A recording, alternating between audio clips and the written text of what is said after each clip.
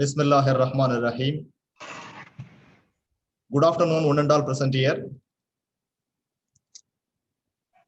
Welcome back, dear all participants. With the grace of the Almighty, we have successfully completed the first 5 days of our webinar.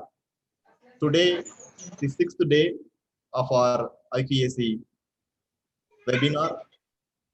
As tradition and convention play a very vital role in all our activities of Sadakathullah Appa College, we formally begin our 6th day webinar with invocation by our Professor Muhammad Hussain, Head Department of Arabic and Islamic Studies.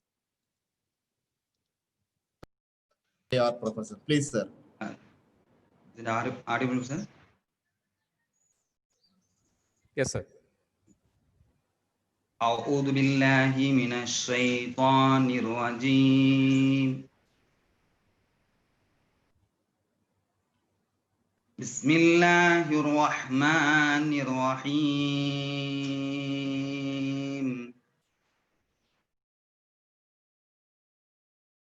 والعصر إن الإنسان لفي خسر إلا الذين آمنوا وعملوا الصالحات وتواصوا بالحق وتواصوا بالصبر صدق الله العظيم. In the name of Allah, the most beneficent and most merciful. By time, indeed, mankind is in loss, except for those who have believed and done righteous deeds, and advise each other to patient.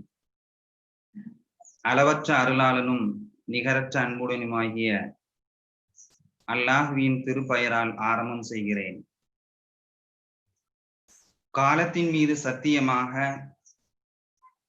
நிச்சயமாக மனிதன் நஷ்டத்தில் இருக்கிறான்.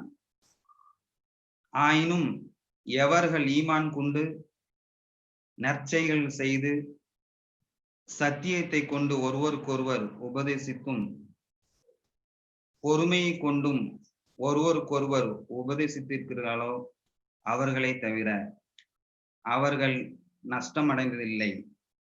அல் குர்ஆன் அத்தியாயம் 103 வசனங்கள் 1 - 3. அஸ்ஸலாமு அலைக்கும் வ ரஹ்மத்துல்லாஹி வ பரகாத்துஹு.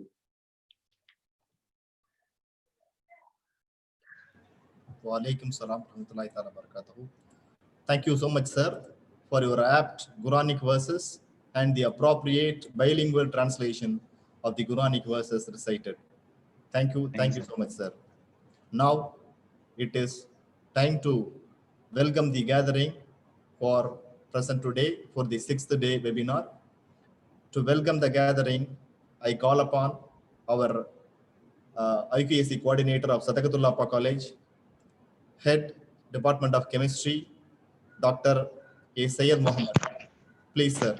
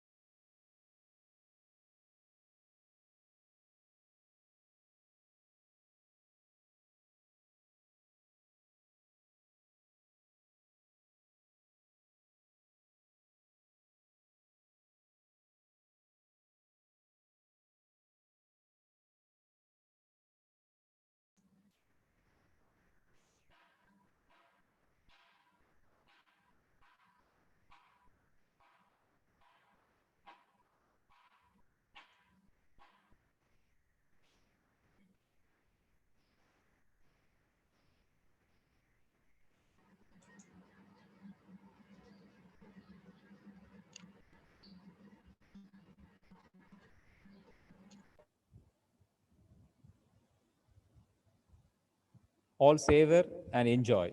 I would like to extend my gratitude and warm welcome to all the role players that have made it possible for the dream to become a reality.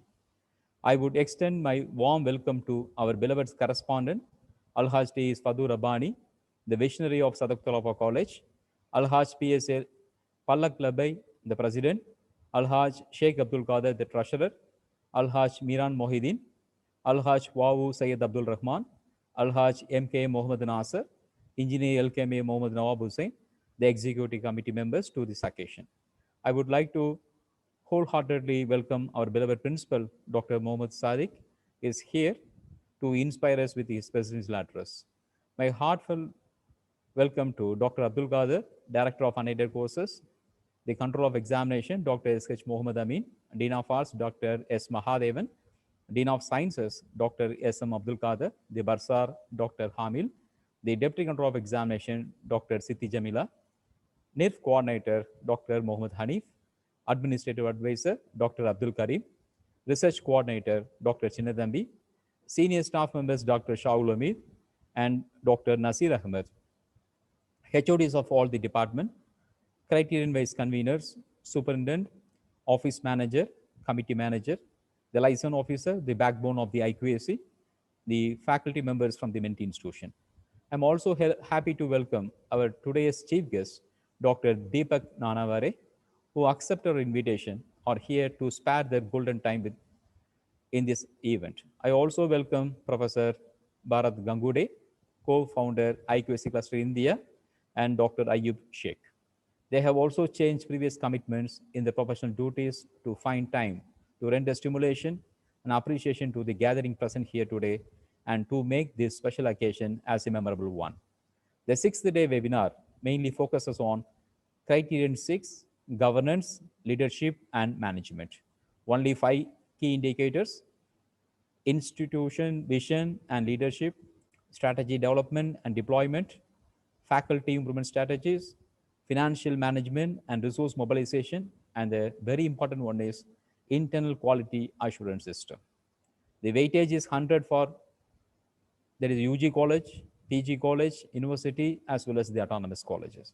So some of the terminologies used in the Criterion 6 is the decentralization, participative management, strategic and perspective plan, e-governance, enterprise resource planning documents, welfare measure for teaching and non-teaching staff, professional development and administrative training programs, mobilization of funds, the role of IQAC in the institution, quality assurance initiatives like participation in NIRF, ISO certified institution, etc. I ensure that this session will induce yourself towards the NAAC accreditation in your institution. Without taking much of your time, permit us to start the program. A very warm welcome to each and every one of you again. Thank you. Thank you so much, sir, for your all-inclusive welcome address. Thank you. Thank you so much. Now, it is time to have our main event of this sixth day webinar. To introduce the chief guest, chief speaker of today's session, I invite Dr. Kanna Mutaya, Head Research Center in English, Sadakathullah Appa College. Please, madam. Thank you, sir. It gives me immense pleasure to welcome to introduce today's chief speaker, Dr. Deepak Nanavare, Professor of English and Head Department of English, IQAC Coordinator at DAV Velankar College of Commerce, Sholapur.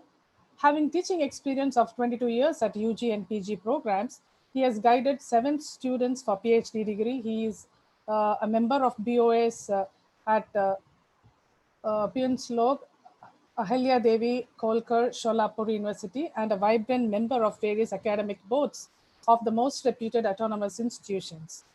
He has written 14 notable references and textbooks, and he has delivered scholarly lectures at various national and international seminars on English language and literature. He has also delivered valuable lectures, being a resource person for more than 70 seminars, webinars, workshops, FDPs on NAAC revised SSR and AQAR filing process, government's new education policy and quality enhancement issues in higher education institutions, organized by HRDC, Savitribai Phule, Pune University, and by RUSA Maharashtra, sponsored by NAAC. He has also conducted academic and administrative audits of affiliated colleges of Dr. Baba Saheb Ambedkar, Marathwada University, Aurangabad, TAH Sholapur University, and other reputed colleges from Karnataka state. He has guided many colleges through consultancy for preparing for NAAC assessment and also have conducted mock peer team visits for various institutions. Moreover, he is a content developer, translator, column writer for newspapers, and he is a soft skill trainer. Above all, he is a very humble person and a good human being. And sir, with all good gestures, I would like to welcome you for today's session, and I hand over the session to you, sir. Thank you.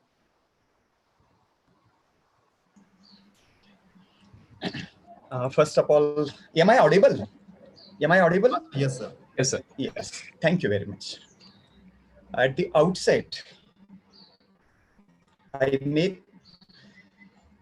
pray the Almighty for well-being and prosperity of the mankind, and encourage us with a lot of enthusiasm and glory to do or contribute something to the betterment of this world. With this, some of the, say, noble expectations, the august gathering gathered here with the pursuit of enthusiasm in terms of certain issues related to the quality initiatives, let it be NAAC assessment and accreditation, but say such discussion or the discourse that is going to be conducted, a platform that we get to introduce that what others are doing in the similar pursuit, simultaneously what exactly our peers are doing. 2 to 3 days before, I had an opportunity to be with you all. I also enjoyed the session, and simultaneously today also, I will be highly delighted and I'm highly elated to have a discourse on the Criterion 6, which entitles Governance, Leadership and Management. First of all, I put on record humble and earnest word of earnest as well as sincere word of thanks, a respectful gesture for all the organizers of the institute, those who have, say, rather developed and extended, e-platform to get you connected. No matter geographically we are, geographically we are far away from one another, but virtually the college has taken initiative, which is highly appreciable, that we are now connected. Yes, this particular criterion, as Sir rightly pointed out in the introductory remark, that yes, the criteria carries the weightage of a specific mark for UG and PG. But this particular criterion is such criterion that metaphorically I have tried to show in the first slide itself. Intentionally, I have displayed an image where only one paper boat is in blue color, followed by a number of boats in yellow color. I would rather like to put this gesture that of all 7 criteria, let this 6th criterion be the paper boat in blue color, because until and unless we have efficient, I repeat, efficient, empowered, and vision bearing management and leadership and governance, we may not be able to successful in building bridges of quality related issues and initiatives in our higher education institutes. This is what I feel. So although this particular criterion bears only 100 marks weightage, criterion 6, governance, leadership and management criterion becomes very important criterion, because until and unless we have visionary and path showing governance and leadership, simultaneously management, we may not be able to, what you call, cement up. We may not be able to bind all the issues with efficiency, not only efficiency, but to what you call setting, with the help of setting proper benchmarks of quality initiative aspects. So here we are. As you can see on the screen, that this particular criterion carries 100 marks weightage for not only UG but PG colleges also. There are 5 key indicators, KIs. Total metrics are 16.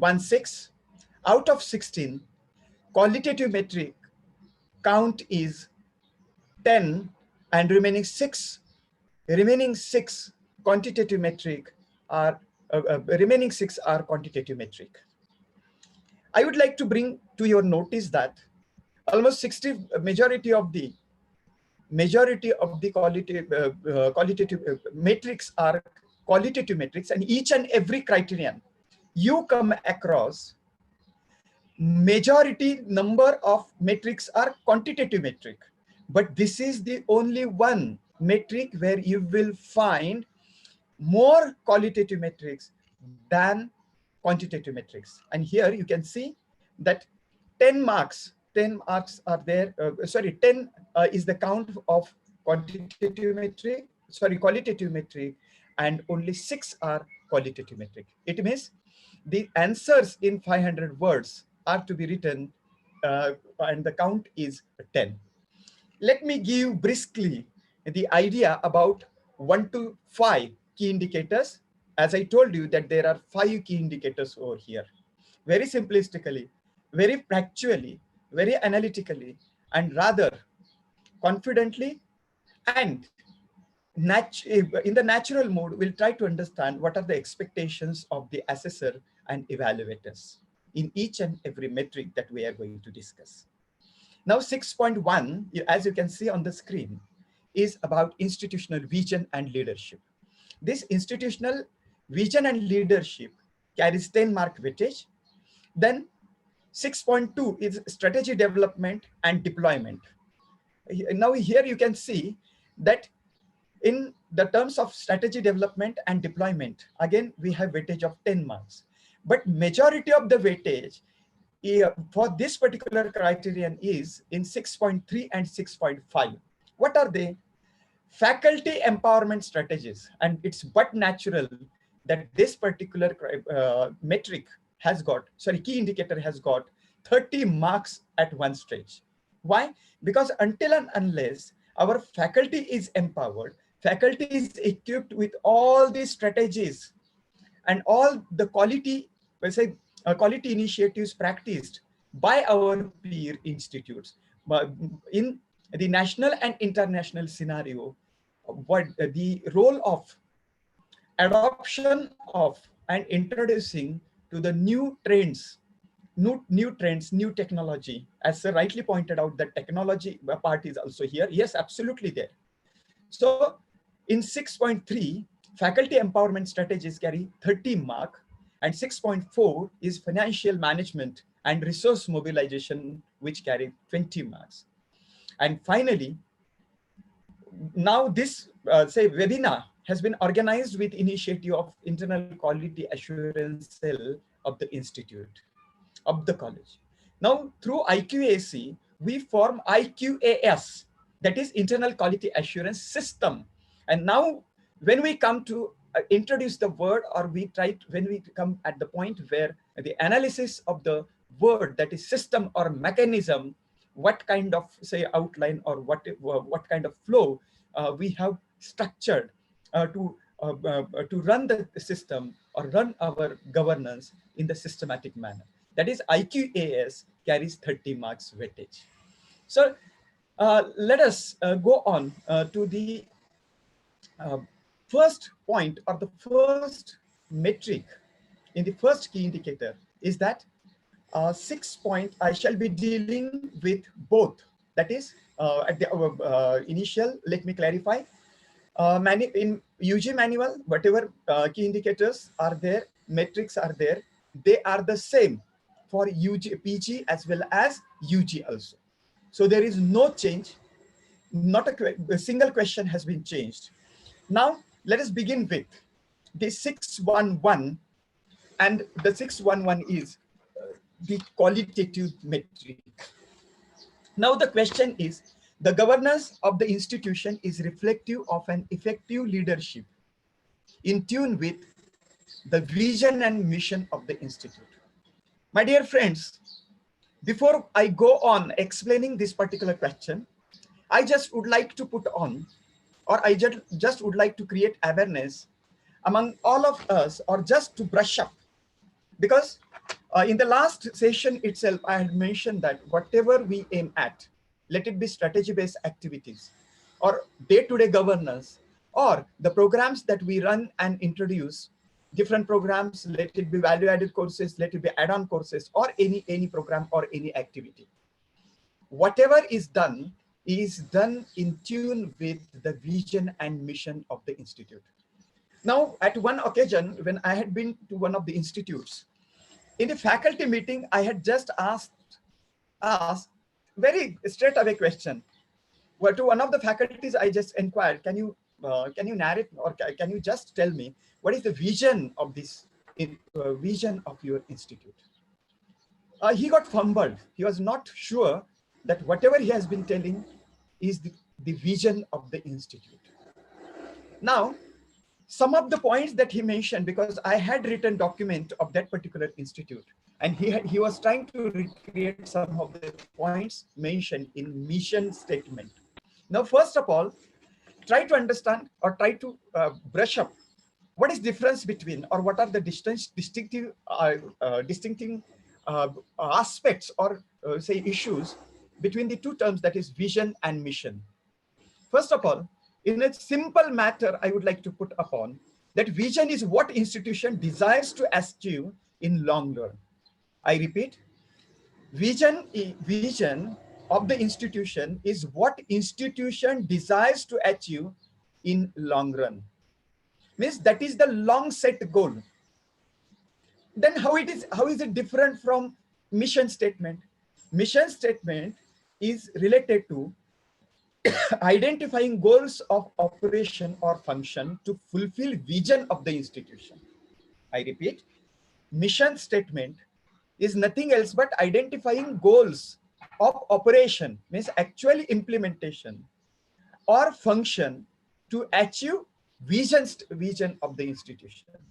So whenever you plan for this, plan for any activity, make it a point that your vision and mission statement is in your backstage of your mind before you take any decision in terms of day-to-day activity, day-to-day governance, day-to-day leadership, and simultaneously whatever programs you learn, including your assessment methods as well as your teaching learning process also, what you call TLP of the institution. Now, what is demand of this question? I don't want to generalize the issue. I'm going to, as we have promised you, that we will be dealing with the clarification and satisfaction from each one of you till your high optimum level of satisfaction or acceptance. Now, the more nature of the question is the governance of the institution. It reflects effective leadership, and that is in tune with the vision and mission of the institute. As I told you, or as I tried to differentiate between two, that is one vision statement and mission statement. Now, what is the requirement here? Requirement from your side leads me or prompts me to take you to the vision statement and mission statement of one of the institutes. I would like to refer to one of the autonomous colleges, an institute of eminence from Maharashtra, Pune, that is College of Engineering. Look at the vision statement. To achieve excellence in electronics and communication engineering. This is the basic statement. To achieve excellence. See, what is their vision? To achieve the excellence. Excellence in what? In engineering. Which engineering? Electronics engineering and communication engineering. But this excellence they aim at or they visualize of achieving through what? Through three aspects. What are those aspects? One, quality education. Means to achieve excellence, they will first of all think or plan in accordance with establishing platform for or establishing system for quality education. Second, that is they are going to promote research as well. Why research? Because they would like to achieve excellence in these branches of engineering. And through this excellence, they would like to contribute to the emerging technologies and innovations to serve industry and society. See, first of all, excellence in education, certain faculty. It is done through quality education and research. And this research and education will contribute to the technology and innovation to serve industry and society. Means at one side, industry, at other side, society. To achieve this long-term vision, what mission they have put or how they are going to achieve this? They would like to achieve this to enhance one, teaching learning process. Second, research culture. This is the explanation. See, teaching learning process and simultaneously create globally competent engineering. Means through teaching learning process, they would like to create engineers of global quality. Second, that how they are planning to strengthen research culture, that providing sustainable solutions to domain of communication and their specialization. And simultaneously, along with educational teaching learning and research, they would like to inculcate the holistic personality or shape holistic personality of their student through, say, professional ethics, values, entrepreneurial attitude, which is the need of the industry and society. Means here, why I am spending this much time? Those all of you listening to this particular session, first of all, make it a point that each and every teacher or each and every stakeholder from your institute is well versed with the vision and mission statement of the institution, and that needs to be one, uploaded on your website, giving proper tab, giving proper representation or place. Second, it must be displayed at the entrance of the there is an entrance lobby. It must be visible to students, teachers, and all the sections of the college. Secondly, it must be there basically in staff room as well as in principal's cabin, also in an Iqac also. Because whatever we are in departments also, and it must be there in brochure also. Wherever there is a proper place to display, our vision and mission should be reflective, and it should be by heart or at the backstage of mind, because until and unless our vision statement is clear, we cannot go for further ideas or anything else. Academic calendar is planned on the basis of your vision and mission. So need is here that first of all, you draft and revisit your vision and mission of a college, not parent body. I repeat, vision and mission statement is of the college. Do not go with the vision and mission statement of your parent body or your society. It must be of your college. And there should be some sessions, even in Iqac room also, whenever you take some quality initiative through Iqac, whatever you suggest, just think, give the word, give a thought before whether this decision is being taken in tune with your vision and mission statement. Simultaneously, when perspective plan is developed and prepared and the deployment document is prepared, we need to think of even our vision and mission statement. So as I told you, that provide proper space and upload it on website. It may be mentioned in college magazine and college premises, and I have told you about the locations. Simultaneously, your vision and mission statement is reflected through your perspective plan and deployment document, as I told you.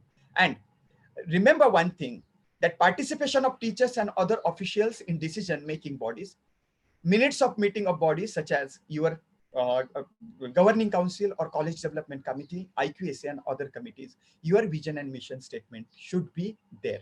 Now I go back to the question now, because I cannot avoid temptation that you may ask how many lines should be there in vision statement. Vision statement should not be too lengthy to become it generalized, and it should not be too sketchy to get confusion. I would like to give example of Shriram College, New Delhi. Shriram College, New Delhi has got vision statement. I repeat, vision of Shriram Institute is just a simple sentence, and that is, you will also like it, to become an institute of global choice, to become institute or the college of a global choice.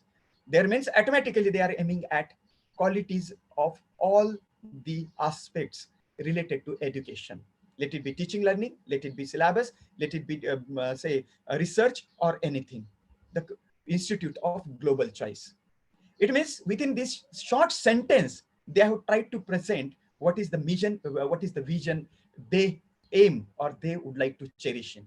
So answer this particular question. First of all, you need to provide vision of the institute, mission of the institute, and you need to cite some of the case studies or some of the decisions made by the college development committee or your governing council, and simultaneously even by Iqsc, that how your leadership take note of or take decision in tune with vision and mission of the institute that reflects effective leadership.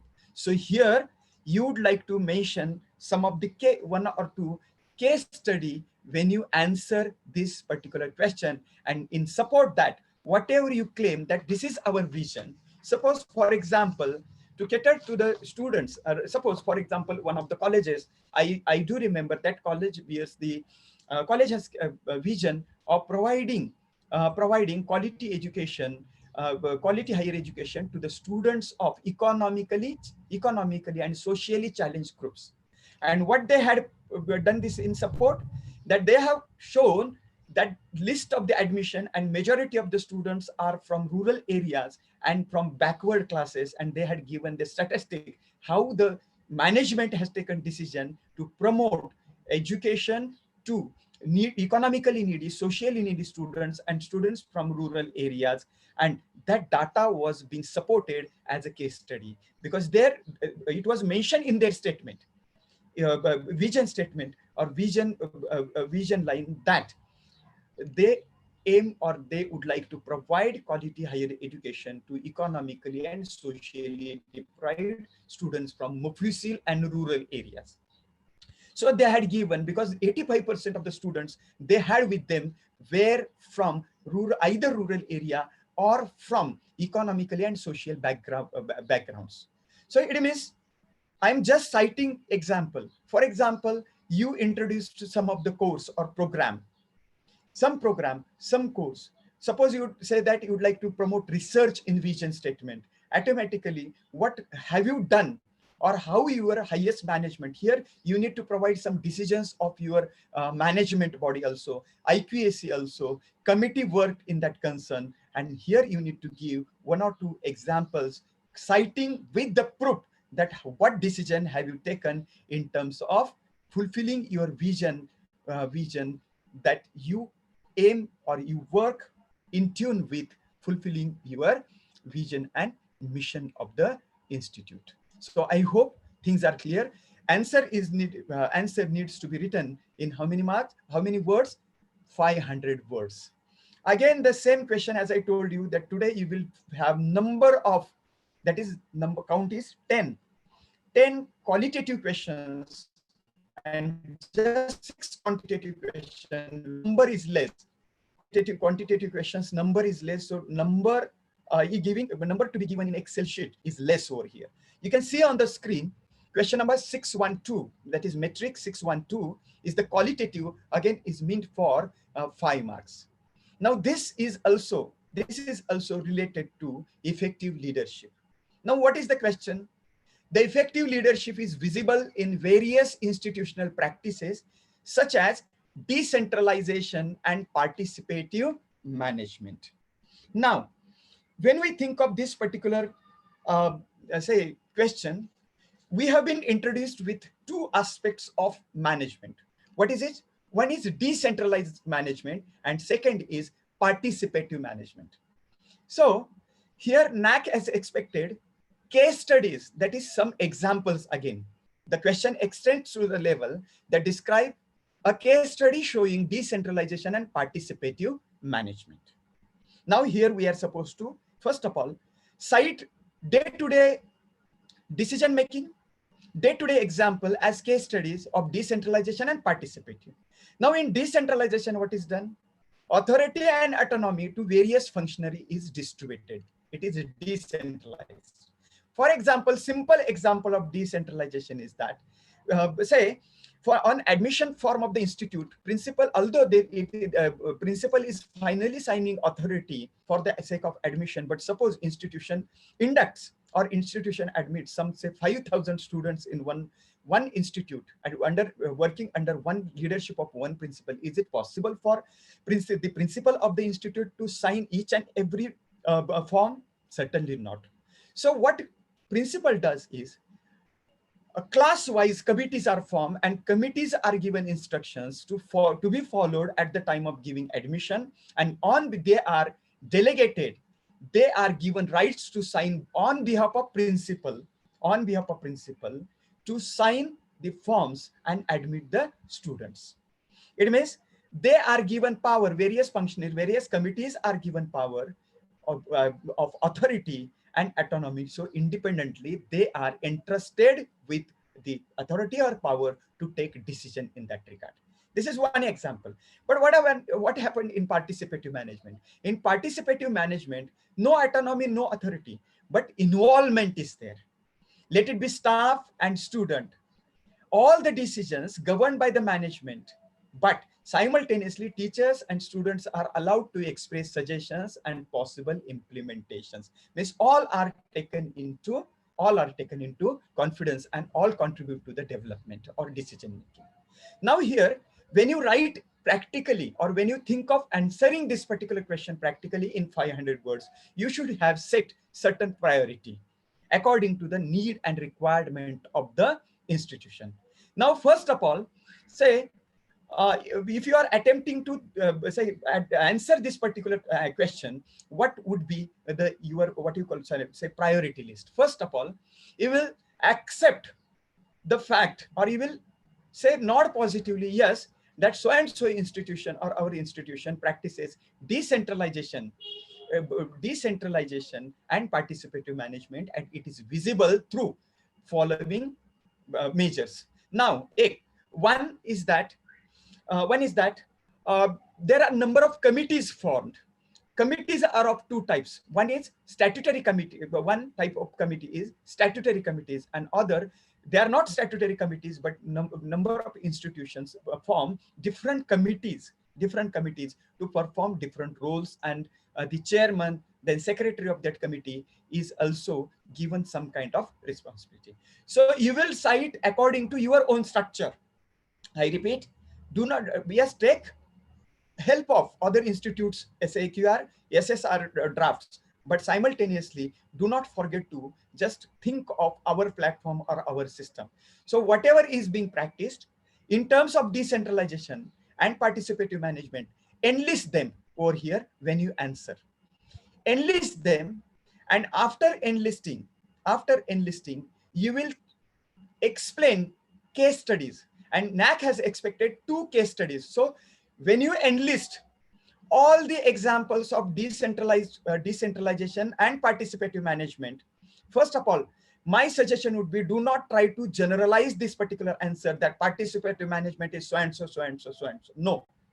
Use those some of the terms, some of the aspects related to genre of participative, or what you call this participative, or the decentralized management. But here, cite examples. I would like to cite one of the examples, that IT infrastructural augmentation aspect of the institute. Now see how IT infrastructure is accepted. Suppose, for example, there are certain departments in the institution. So departments do write that we would like to enhance this IT infrastructure in the institution. Does it mean that it goes and it is accepted? No. On the basis of the resources available, first of all, the committee is formed, and committee looks after the aspects of enhancing or augmentation of infrastructure. Means simultaneously, whatever existing infrastructure is there, what is the standard requirement of the institution?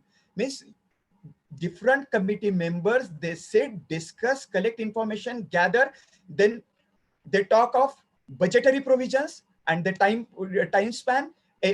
Everything is discussed, report is prepared. That report, even that it may be discussed in the Iqac, then that particular committee, Iqac, also recommends, and on the basis of it, monetary aspect is being considered, and with the help of that, it is communicated or it is requested to the top management. Then top management discusses, and simultaneously they go on giving the rights after sanction for the implementation to the purchase section of the institution.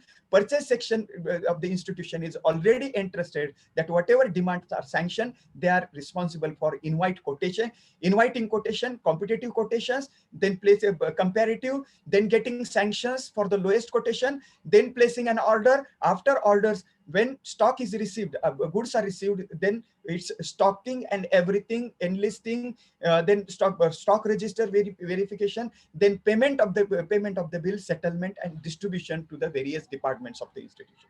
Means here, simultaneously, you can smell and sense the participative management, as well as if the committee is interested with the finalizing the thing, that is, it means the decentralized management. Even addition of resources in library can be one of the points. I'm just citing one or two examples over here to get the clarity of the demand of the question. Suppose, for example, every year books are purchased. Budget is finalized, so library committee fixes the budget, and in library committee, some member representative from account section is there. So as per budget of the institution, each and every subject or each and every section is allotted budget. Budget is classified by the library committee meeting, and then it is implemented, or it is being communicated further through the librarian, who is secretary of the library committee. Now, under the chairmanship of the principal. Now, then all the department heads and concerned teachers and concerned sections are communicated to suggest the resources they would like to purchase, and they are also noted there. It is noted that amount available is this and this. Then the time span is given, responses are collected to be purchased, resources to be purchased in the library, and then finally library committee meets, and on the basis of consolidated statement is prepared, and that is communicated to the purchase section of the library, which is again linked with the account section, which is done under the guidance and the powers entrusted by whom? The top management as well as principal. And here simultaneously even Iqac plays the role.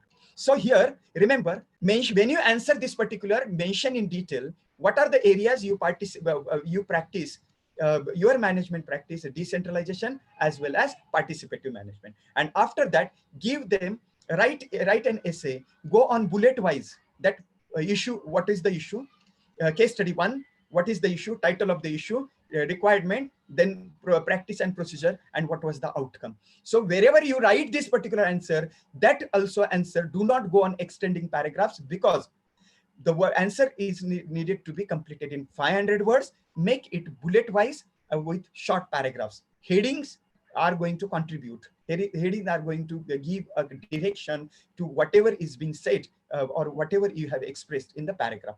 But as the supporting document, as the previous resource persons, and I also told you in the last week that first of all, if it is a data in Excel sheet, simultaneously proofs in the form of PDF as an additional documentary support. And in addition, if you have got some photographs, if you have got some say videos to show, if you have got some the policy procedures to show, you will have to submit, either upload it to the website, portal of the your institute with NAAC, or you can provide link of your website. That's what I said, that whatever decentralization and participative management you are going to claim, it is going to be supported with the decision mates, that is their notices, meetings notices, then agenda, meeting minutes, action ATR, whatever was decided in the meetings and action taken on it, that is your action taken reports, they should be duly signed by the principal and the authority concerned in that particular section and related document. And if the documents are more, upload aforesaid information on the institutional website and provide the link. It means that whatever you claim, that what you try to do is you try to first of all prepare in terms of the participative and the decentralized management. Then you collect evidences of it. You try to assess evidences, and on the basis of you identify and explain the patterns of your achievement in this particular answer. Okay, this is related to governance. Now I would like to divert my attention to the next question, which is for very say small marks, but each and every mark is going to be important. You may say, sir, this 500 marks question is only meant for 2 marks. But remember, in all, there are 10 marks for 6.2, which is strategy development and deployment. Until and unless we develop our strategy to address certain issues, there is no possibility that we achieve something in long term to fulfill our vision and mission statement. So the question is, which answer is to be written in 500 words. The institutional strategic or perspective plan is effectively deployed. Now, it means, first of all, condition is that you should have your strategic or perspective plan developed. 5 years plan of development you have already created. You have prepared it.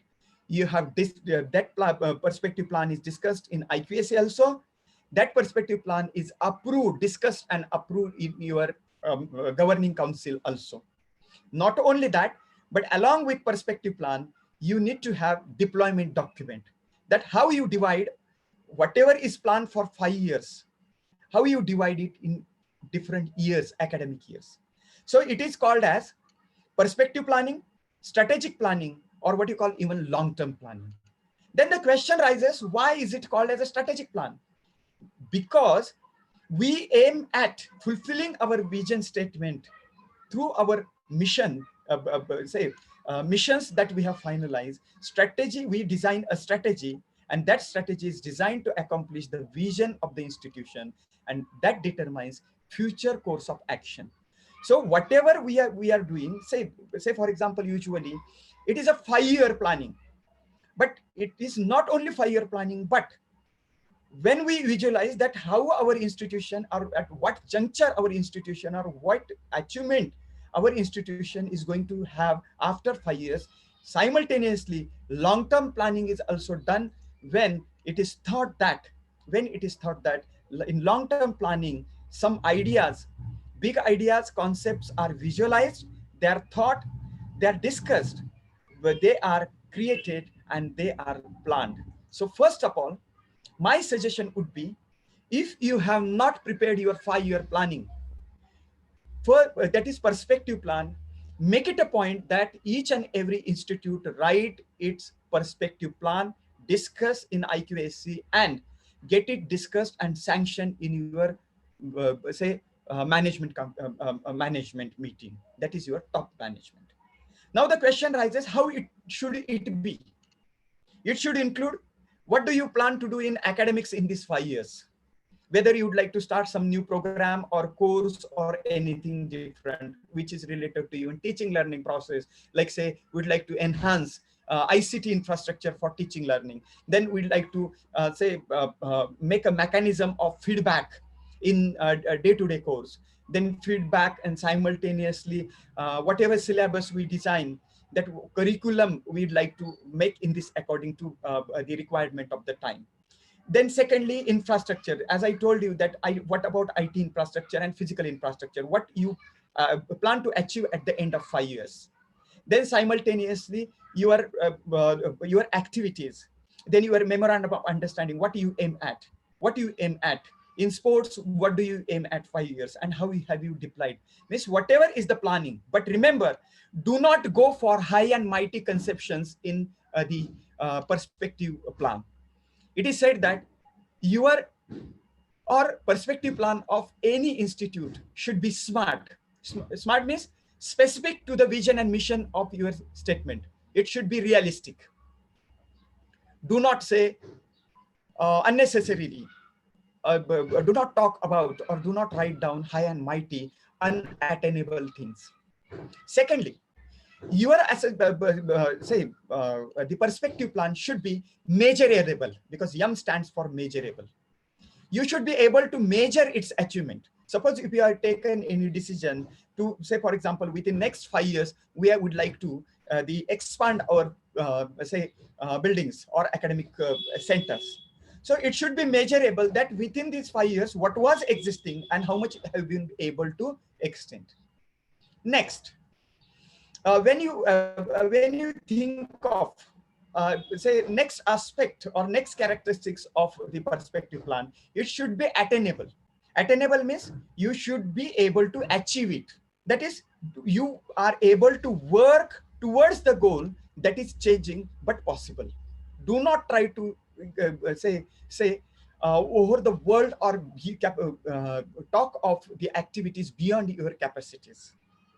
That would create to the problem of your what you call the plan and achievement. Second, it should be realistic. It should be realistic. Institution knows its capacity, potential, that within these 5 years, what institution can practically achieve, practically attain. And that's why it should be realistic. I know one of the institutes which is located in a rural area,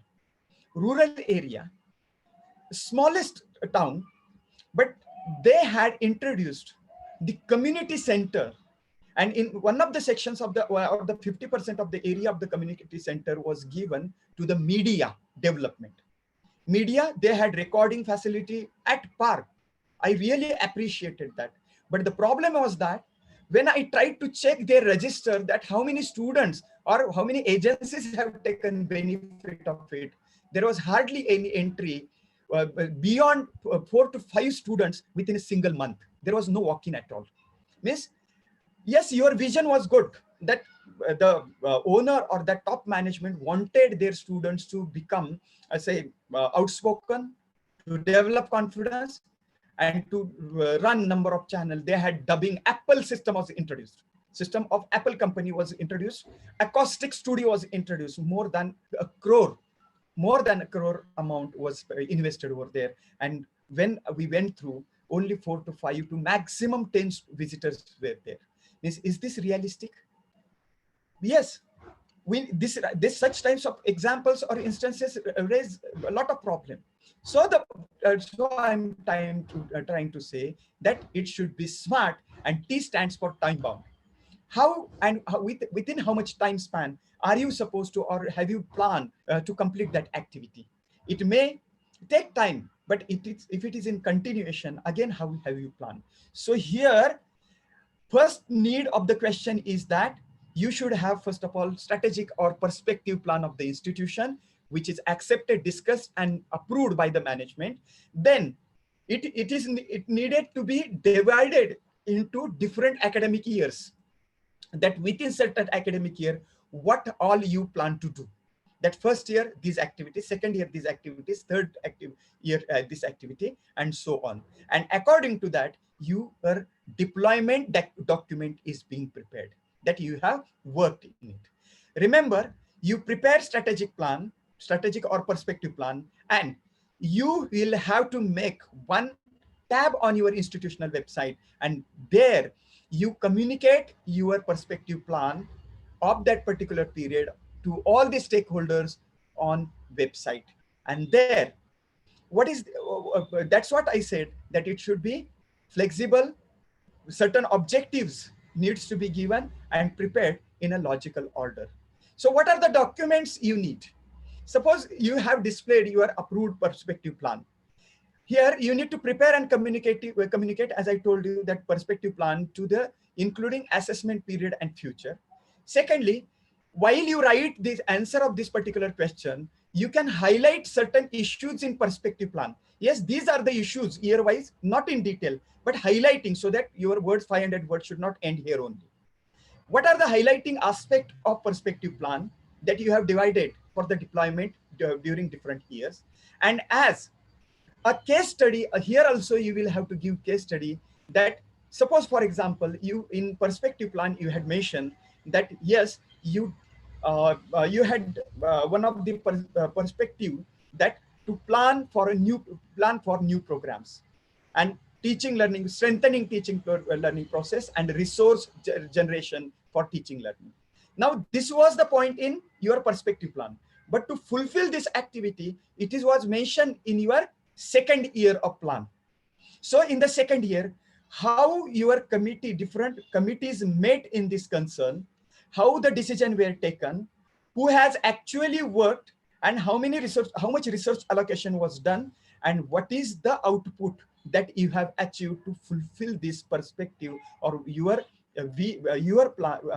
decision to fulfill this condition or fulfill this head.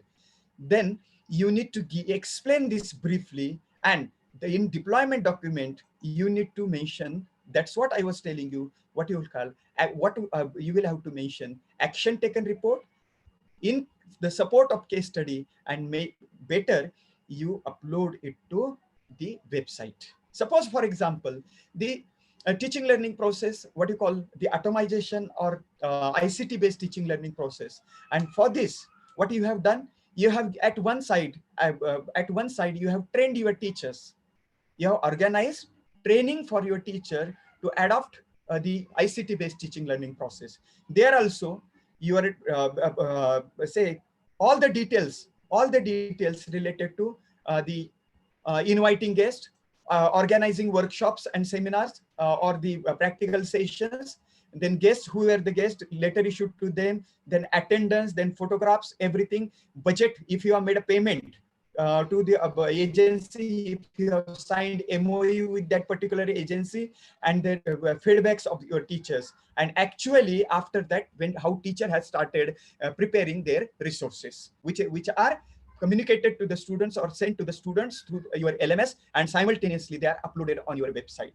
But you have provided ICT infrastructure, and to purchase ICT infrastructure, you have made a resolution in your management council, and you have purchased the ICT tools, and those ICT tools have been purchased, resolution has been made, they are purchased, amount has been paid from your management, by your management, and they, after that purchase, stock register, their bills of payment and actual photographs, how they have been displayed or installed in your classrooms, and what is what you call the fulfillment of it. It means action taken report, and simultaneously not only action taken reports, but supporting statement, supporting proofs are also needed. And that is what I wanted to play. So first of all, you plan for 5 years, then develop, classify and develop.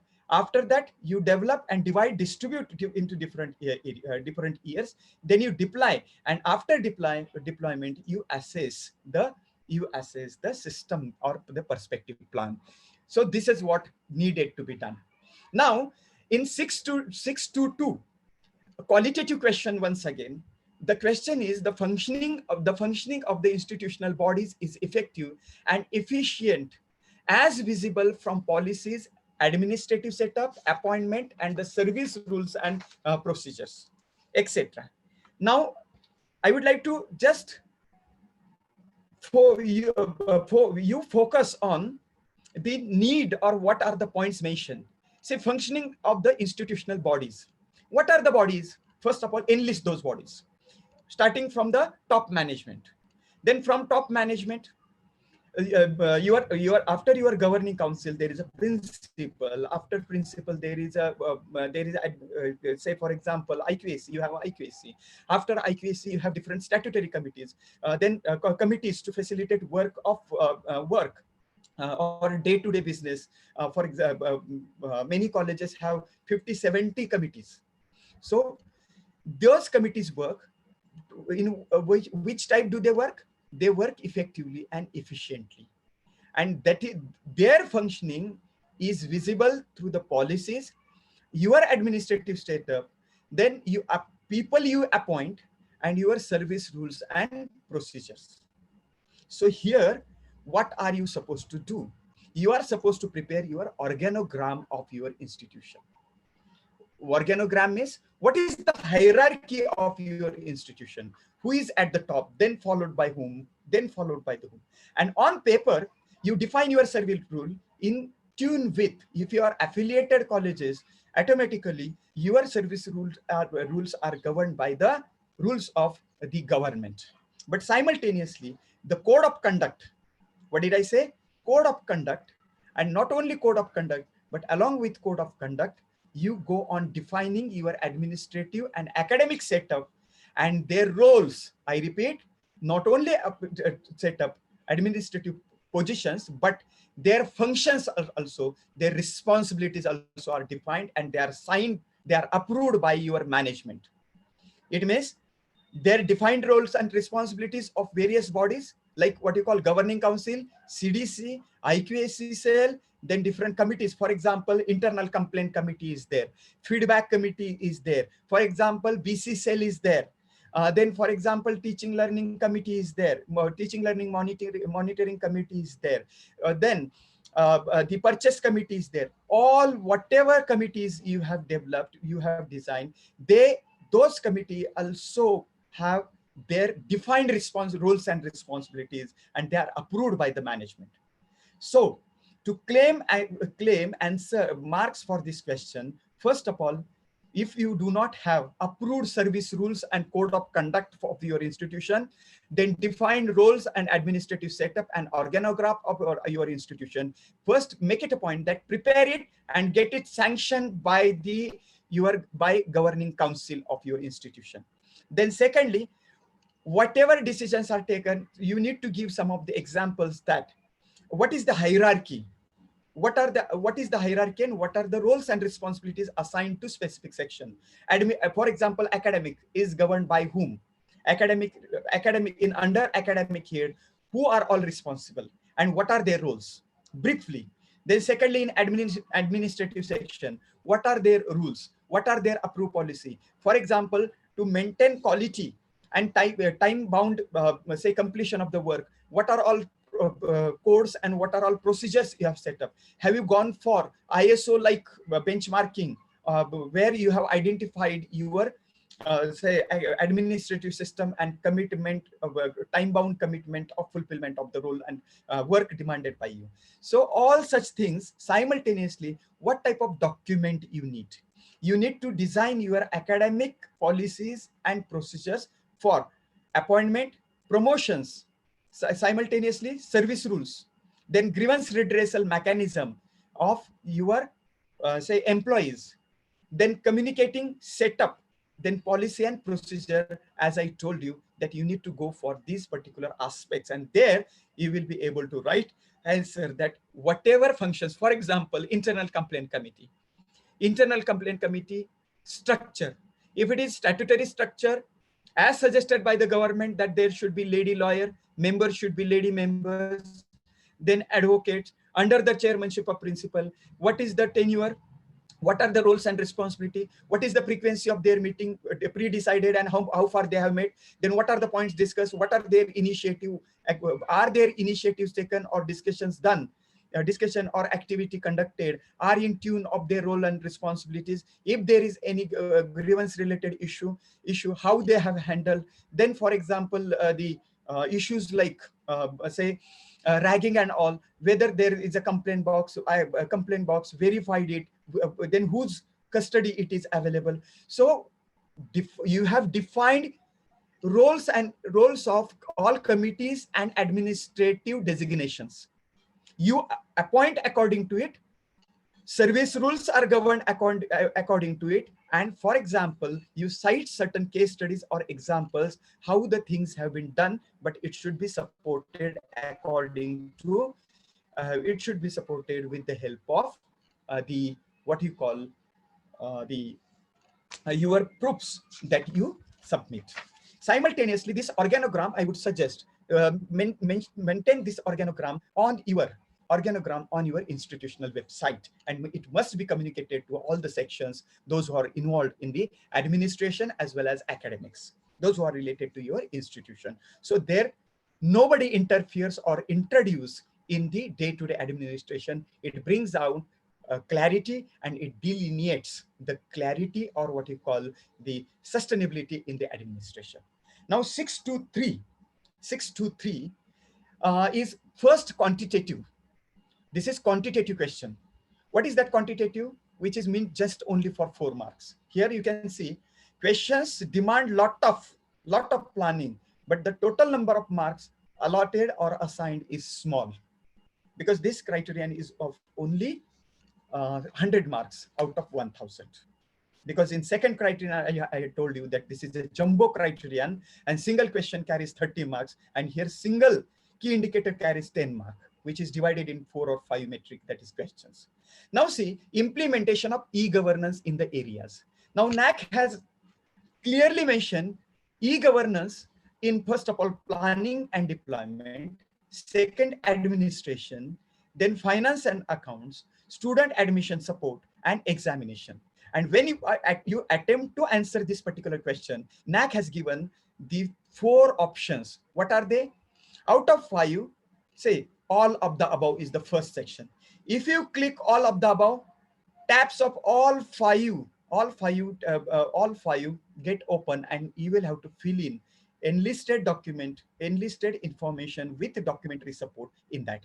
Whether it is any 3 of the above, any 2 of the above, any 1 of the above, or none of the above, you are supposed to opt for one. Suppose you click on all the above, that means you have e-governance, you have implemented e-governance in all the 5 areas, and that is the uttermost possibility of scoring highest mark in this particular area. Now, implementation of e-governance is related to e-resources, then accepting or purchasing technology, e-governance processes, and e-governing people training. Suppose, for example, I would like to plan some example. This e-governance goes with your institutional MIS in AQR, or part 1 of your SSR goes with, or AQR also part 1 goes with. Does institution have MIS, that is Management Information System, where you take help of technology and you govern with the help of technology? Okay, so in planning, what you can plan? There are many softwares that you purchase, like college development software, CMS, likewise, number of private, what you call service provider or there are many institutions. What we have found is they prepared own customized software for what? Planning admission. Suppose you receive form, but finally when your forms are received, you need to prepare the merit list. So in that program, you go on category wise, all terms and conditions are set, and when the information is filled in, those who have requested for admission, you first of all feed that data in that software, then you download merit list, then automatically according to their classification, you the fee is, while at the time of giving admission, fee is calculated automatically. Then yearly budget, like income and expenses, are also can be done, and I know many of the institutions have got these softwares. Then annual planning of library can be done as a part of MIS. Then examination plan, as I told you previously, that examination, you can say send papers. You can send papers on email or through your software also, which can be opened or downloaded just a minute or say 30 minutes before with the help of code that you communicated. Then marks are also communicated through your software that you have prepared without making fuss of the result. Especially for autonomous colleges, this examination planning needs to be carefully handled with the help of MIS, because say you are setting your question papers, you are conducting your examinations, you have your examination schedule or assessment schedule, and on the basis of it, you consolidate your results, and then you go on converting it into the mark list, or what you call credits if you have CBCS system. Then attendance also, whether that student is is regular, he has completed certain. So everything can be done with the help of technology, that is e-governance, and that is helpful for a minute short result for the further development. Now next is what can be there in administration. Administration, like for example, maintaining data of all the employees, including teachers, staff, not teaching, non-teaching, and everything. Then, for example, registration of the students and preparation of merit list, as I told you in the previous part. Then fee collection, fee receipt generation, maintaining students' data, attendance report, getting different certificates like bona fide and transfer certificate, no objection certificates, checking on its due. Because if we go on doing it manually, we know a lot of problems are there, and the person concerned has to fill in the deposit amount from out of his pocket. Then all types of reports at the time of management.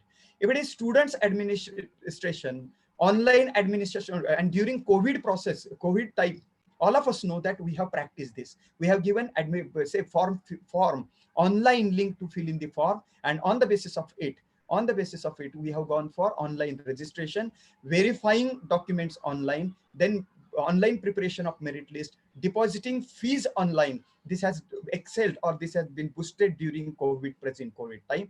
Then support of Android app is also one of the parts of e-governance, that many colleges have their own apps. So the bulk SMS, like mailing system, bulk SMS, auto generation of mails and reports, everything. Now finance, all of you know that fee records, then Excel sheets, then monitoring fee, report generation of reports, then receipt of income and expenditures, expenditure, debits and credits, income and everything, and balance sheets, and the outstanding amounts in case of some section. Then simultaneous examination also, I have told you that from filling in the form till entering internal and external marks, then roll number wise, generating their hall tickets, generation of marks, mark statement, ledgers, and simultaneously preparing their grade cards and everything. Now you will have to write what are the areas, or you will have to enlist according to the demand of the question, that you need to enlist in the table, that what are the, in planning, what have you done, what are your areas, and some, first of all, whatever tools, ICT tools you have taken, you need to provide their bills of purchase, that you have paid that amount, screenshots of those equipments, and the resolutions made in the meetings of the approving committee. For that is what I said, that first of all, ERP document you have to give, the screenshots of all interfaces, bills for the expenditure on implementation of e-governance in the areas operation. Then what is your policy of e-governance? Better I would suggest that the Kangude sir and Ayub sir also spoke on this, and I also had told you that there you need to have some 20-25 policies and procedures need to be written to make it convert it into mechanism. What is your policy on e-governance? What are the areas you have marked? And according to that you have, and simultaneously you approved report of annual e-governance by the Governance Council, because finally those sections or those dealing committee handover report that what has been done in the area of e-governance in the during that particular current year. Those action taken report and those report need also serve to be highly important to you to claim the mark. Next, 631. What is 631? Again, qualitative. Now, there are only 5, as I told you, quantitative. Again, 5. You will have to write this answer in 500 words. But remember, one caution I would like to give, one alarm I would like to give. When you write 500 marks question, answer of 500 marks question, do prioritize according to the highest say highest point or highest considered point according to your institution. I would like to make one statement over there, that every college or every institute needs to think of its USP. I repeat, every institute needs to think or finalize its USP. U stands for unique, S stands for selling, and P stands for point. USP stands for unique selling point. It cannot be same as that of other institute. So without merely or blindly taking help of other resources or the things done by your nearby or peer institute, think of your own resources, what you call strengths, and also have awareness about the limitations. And automatically, when we are aware about our resources and unique selling points, automatically our priority points differ from other institute, which becomes natural to the environment and the practices that we carry on day-to-day basis. Otherwise, what happens? We do not have that structure. We do not have that say setup for a long time, and we go on stressing it because others have stressed it. And when it is being verified, we do not have substantial proof to prove it. So again, I'm making you aware that yes, do take somebody's help, some institutes help, but make it a point that you do not copy anyone merely as it is. Think of unique selling point of your institution, why your institution is able to succeed, why students want your institution to get admitted. So coming to this point, that qualitative question, in this particular qualitative question, I would like to mention what is the question? That institution has an effective welfare measures for teaching and non-teaching staff. Here now directly NAAC has clarified that you have welfare measures not only for teachers, but also non-teaching staff. Now, NAAC has told that list existing welfare measures for teaching and non-teaching staff within maximum of 500 words. Now, yes, welfare measures are there, number of welfare measures are there. But now, one example during this critical time of COVID, that welfare measure can be work safety. How? Work safety in a sense, first of all, what is our work environment that we have created? Take example of COVID situation, that according to the norms laid down by the central government or the state government, we have clearly declared our policy and instructed all our employees. But along with that, institution has sanitized its premises. Institution has taken care to provide mask also. Then sanitizer has been made available. Simultaneously, work culture has been systematized in such a way that there is no crowd, that is division has been done. And these whatever notices you have sent, or the attendance you have maintained, or amount you have spent, comes under the welfare measures. At this COVID, I'm just mentioning this particular COVID. Like say, to maintain work environment, what are the initiatives taken by the management for the protection, for the health, for the accident, then precautionary measures, then workplace hazard, in terms of regulations, employees, injury, risk, and safety. What are all welfare measures have been taken? For example, I would like to mention some of the welfare schemes. Like say welfare schemes such as how institution has promoted teachers and non-teaching staff for self-development. Whether you have organized some program related to self-development, yoga workshop, and then life skill management workshop, then whether you have allowed them to pursue higher degrees, whether you have given them some duty leaves or duty leaves for that, then there is a provision of group insurance. There is a provision of different types of leaves. Then fee installments. Many institutions has made resolution that they would pay fees of their wards of staff, or if the child of employee is taking admission in the same institution, he is given 50% or say 20% say concession. Then there is a provident fund facility, loan facility. Institution has given permission to set up cooperative bank. Then institution gives recommendation letters for loan to other bank. Then whether there is a dispensary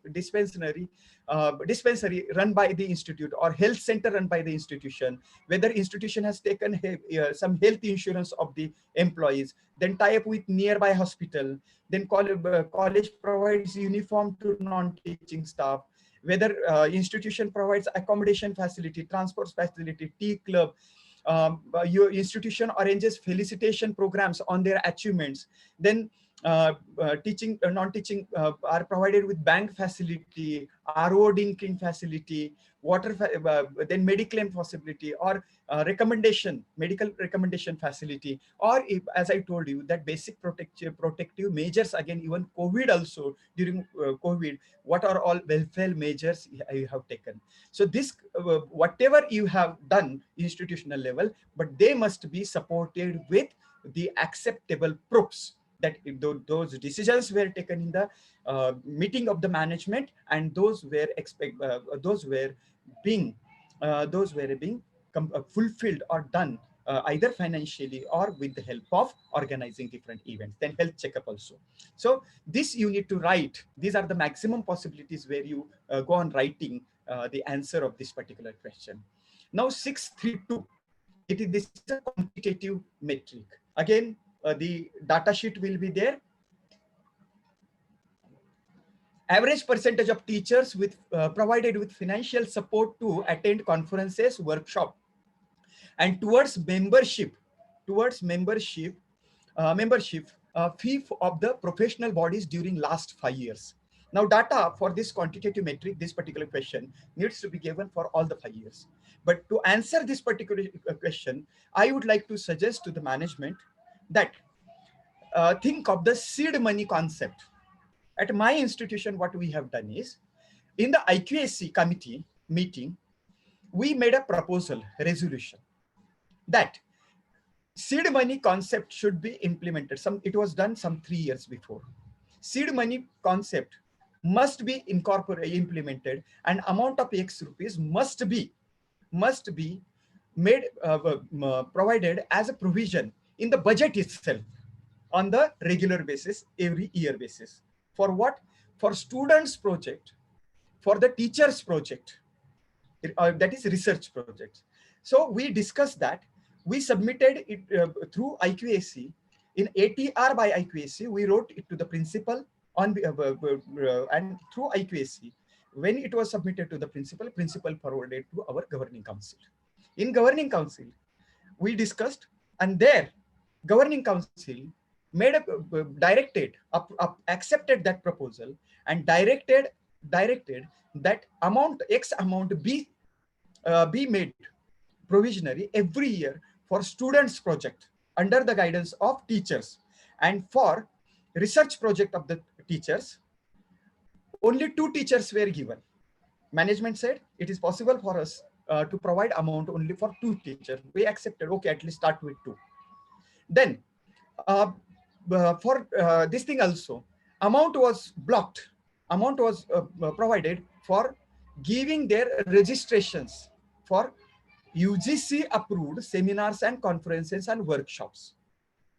Now, what was done, that whenever somebody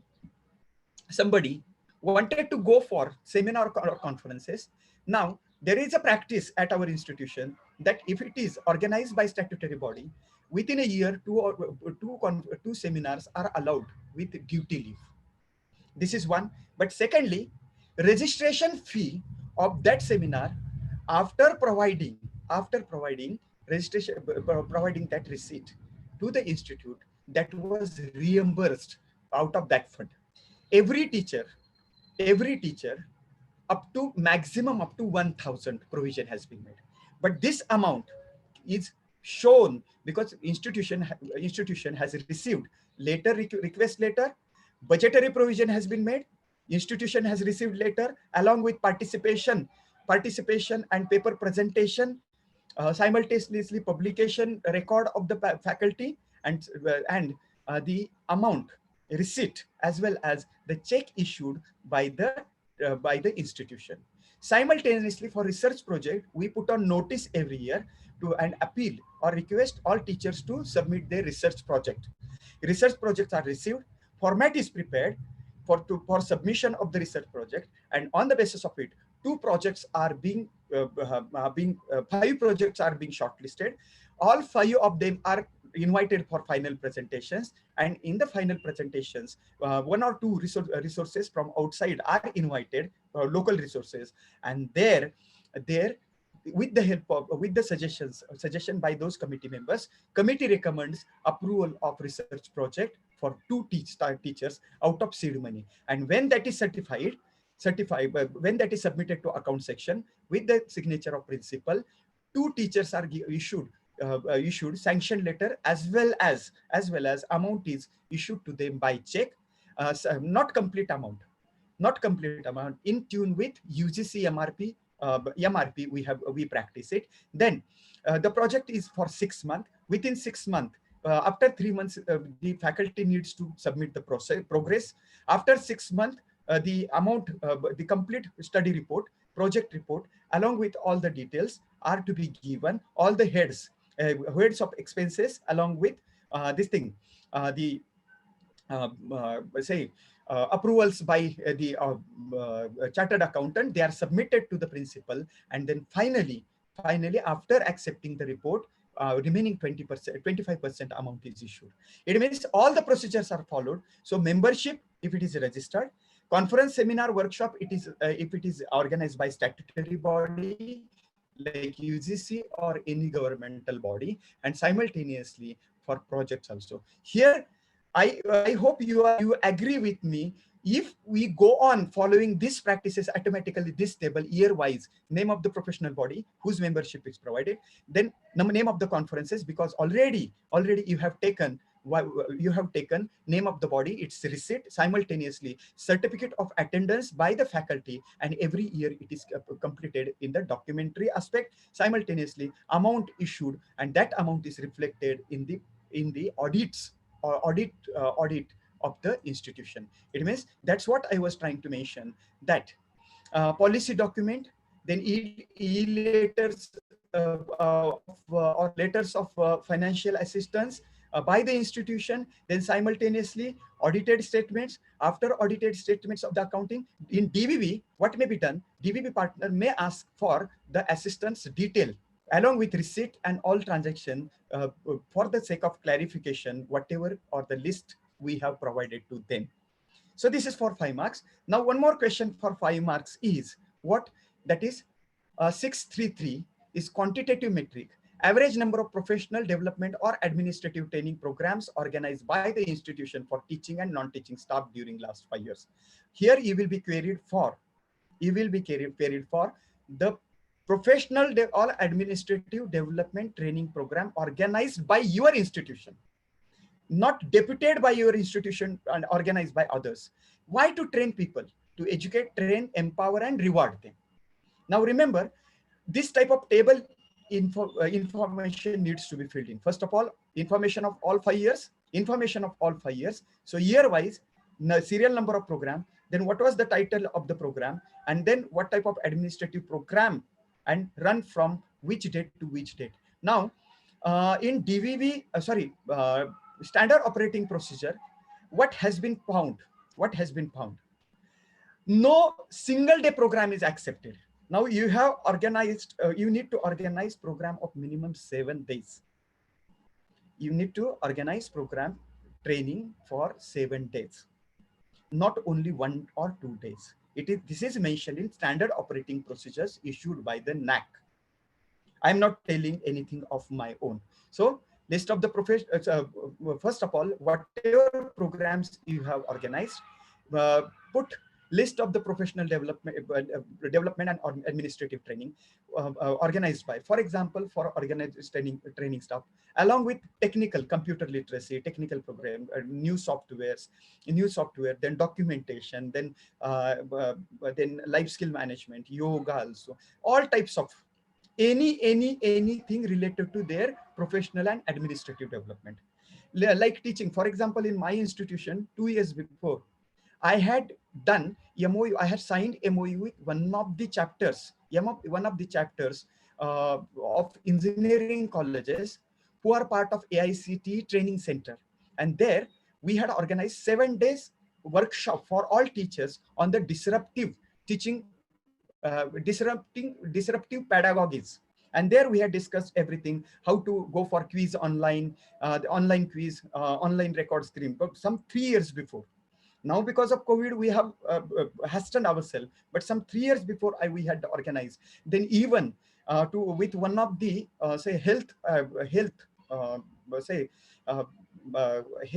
club, we had signed MOU, and all 7 days they had trained our teachers for different aspects of life skill, including Zumba. On one day we had just Zumba. On one day, yogic therapy. The third day, breath therapy. So such kinds of natural therapy. So along with technical teaching learning processes, every year we make it a point that we organize 1 or 2 programs. And then that program, we prepare a small brochure of it. If it is organized, if it is organized in association with one other body, there later, both side letters, then brochures of it is requested by NAAC, year-wise report. Suppose, for example, this workshop is done. Then their feedback, how, when was it planned, who was their resource person, then simultaneously, along with resource person, how many attended, then photographs, then their feedbacks, and complete report, that is action taken report. Complete report of the activity, who were participated, the list of the participation means signatures of all the participant, and simultaneously with photographs with the date and caption you need to give. So this is what for 5 marks. Now 634 is quantitative metric.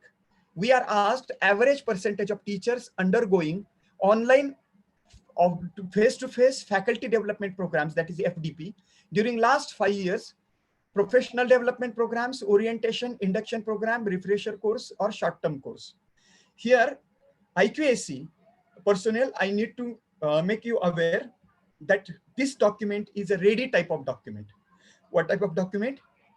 Ready type of document. And in this document, with the help of the record submitted by the teachers, every year make it a point that before academic year is closed and before last day of ending academic year, make it a point that you have in your hand all such activities, including publication of books, papers, presentations, everything, then resources, resource and university bodies. Make it some kind of frequency, either at the end of the term, every 3 months, or at the year end. That would be a part of academic research score, academic research report, as well as your your self-appraisal form, which I'm going to mention in next question. So here you need to give name of the teacher who attended the course, what was the title, suppose faculty development program organized by HRDC center so and so, what was the duration, and in support you need to provide the participating certificate of that particular faculty. If they are not satisfied, DVB may ask for more clarification. That's what I'm aiming. The list can be orientation, refresher, or short-term courses or other programs as per UGC or AICT stipulated period, participated year-wise. Then e-copies or copies of certificates by the teachers who has attended. List of the participating teachers as prescribed by the formatting, which table I showed you. And then annual report highlighting programs undertaken by teaching faculty. Like say in report also, institutional report also, we mentioned that this and this faculty has completed this and this course. One special instruction, what you should not do, or what you should not show, or what is not accepted in this particular metric. That is one teacher attending one or more professional development program is counted only one. Remember, suppose I have done refresher as well as say orientation program with training, only one is considered, means one teacher, one count. Let the number of the short-term programs or refresher course are more, it is considered to be only one.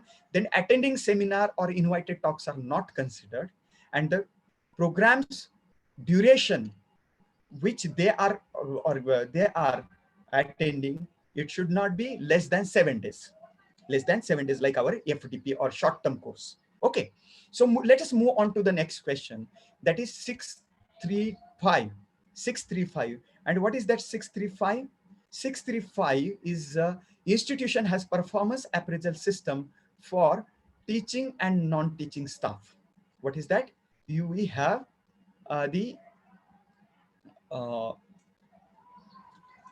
yes, we have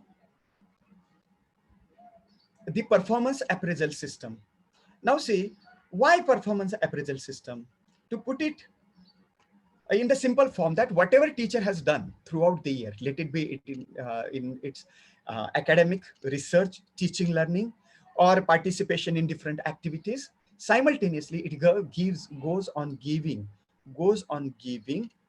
awareness about his SOC, and that is strength, opportunities, weakness, and threats of that particular faculty. Okay, so here we need to think of that particular aspect of training, that whether institution has designed some system for performance appraisal for both. Many institutions, almost all institutions, go for annual say self-appraisal system of teaching staff, but make it a point that here you start taking a self-appraisal of appraisal report of non-teaching staff also, whoever capacity or whichever capacity they are working in. For example, that is, what are the documents they need to give? Many institution has delineated their say, for example, that first of all, what is the prime requirement is that you prepare first appraisal form. One thing I would like to mention, for teachers, usually colleges follow self-appraisal form prescribed either by UGC in terms of API or ARS, now academic research score by according to 7th plan, or if not, they modify that form and get it approved by the management, and then that form is circulated. It may be different form for teachers and non-teaching staff. But then what are the documents required? That institution performance-based appraisal policy. You need to prepare policy. That what would be the frequency of say submission or collection of self-appraisal form, one. Secondly, what would be the areas they will be requested to fill in by the teaching and non-teaching. Then secondly, to whom it will be submitted and how it would be discussed and what would be its consequences. Then actual form. For teaching faculty, you can focus on academic, administrative, research, curricular, and extracurricular activities.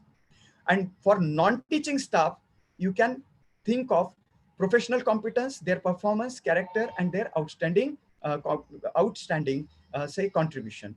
So make it a point that what is the flow of the information of your institution? Like say appraisal form filled, how much time span is given, submitted to whom? For example, received by HOD or faculty in charge and principal. Then overall report is viewed by the chairman in governing council or your top management, and it is recorded in the office as the confidential report, whatever action has been taken or whatever is being discussed or whatever grade has been issued. So this needs to be given, needs to give or submit, or that system needs to be, policy needs to be designed and practiced. Here 641 is qualitative. Again, you will have to write answer in 500 words. And the question is, institution conducts internal and external audits, financial audits. What type of audit? Financial. We have another audit also, that is academic audit. That comes under IQAS, Internal Quality Assurance System. Okay.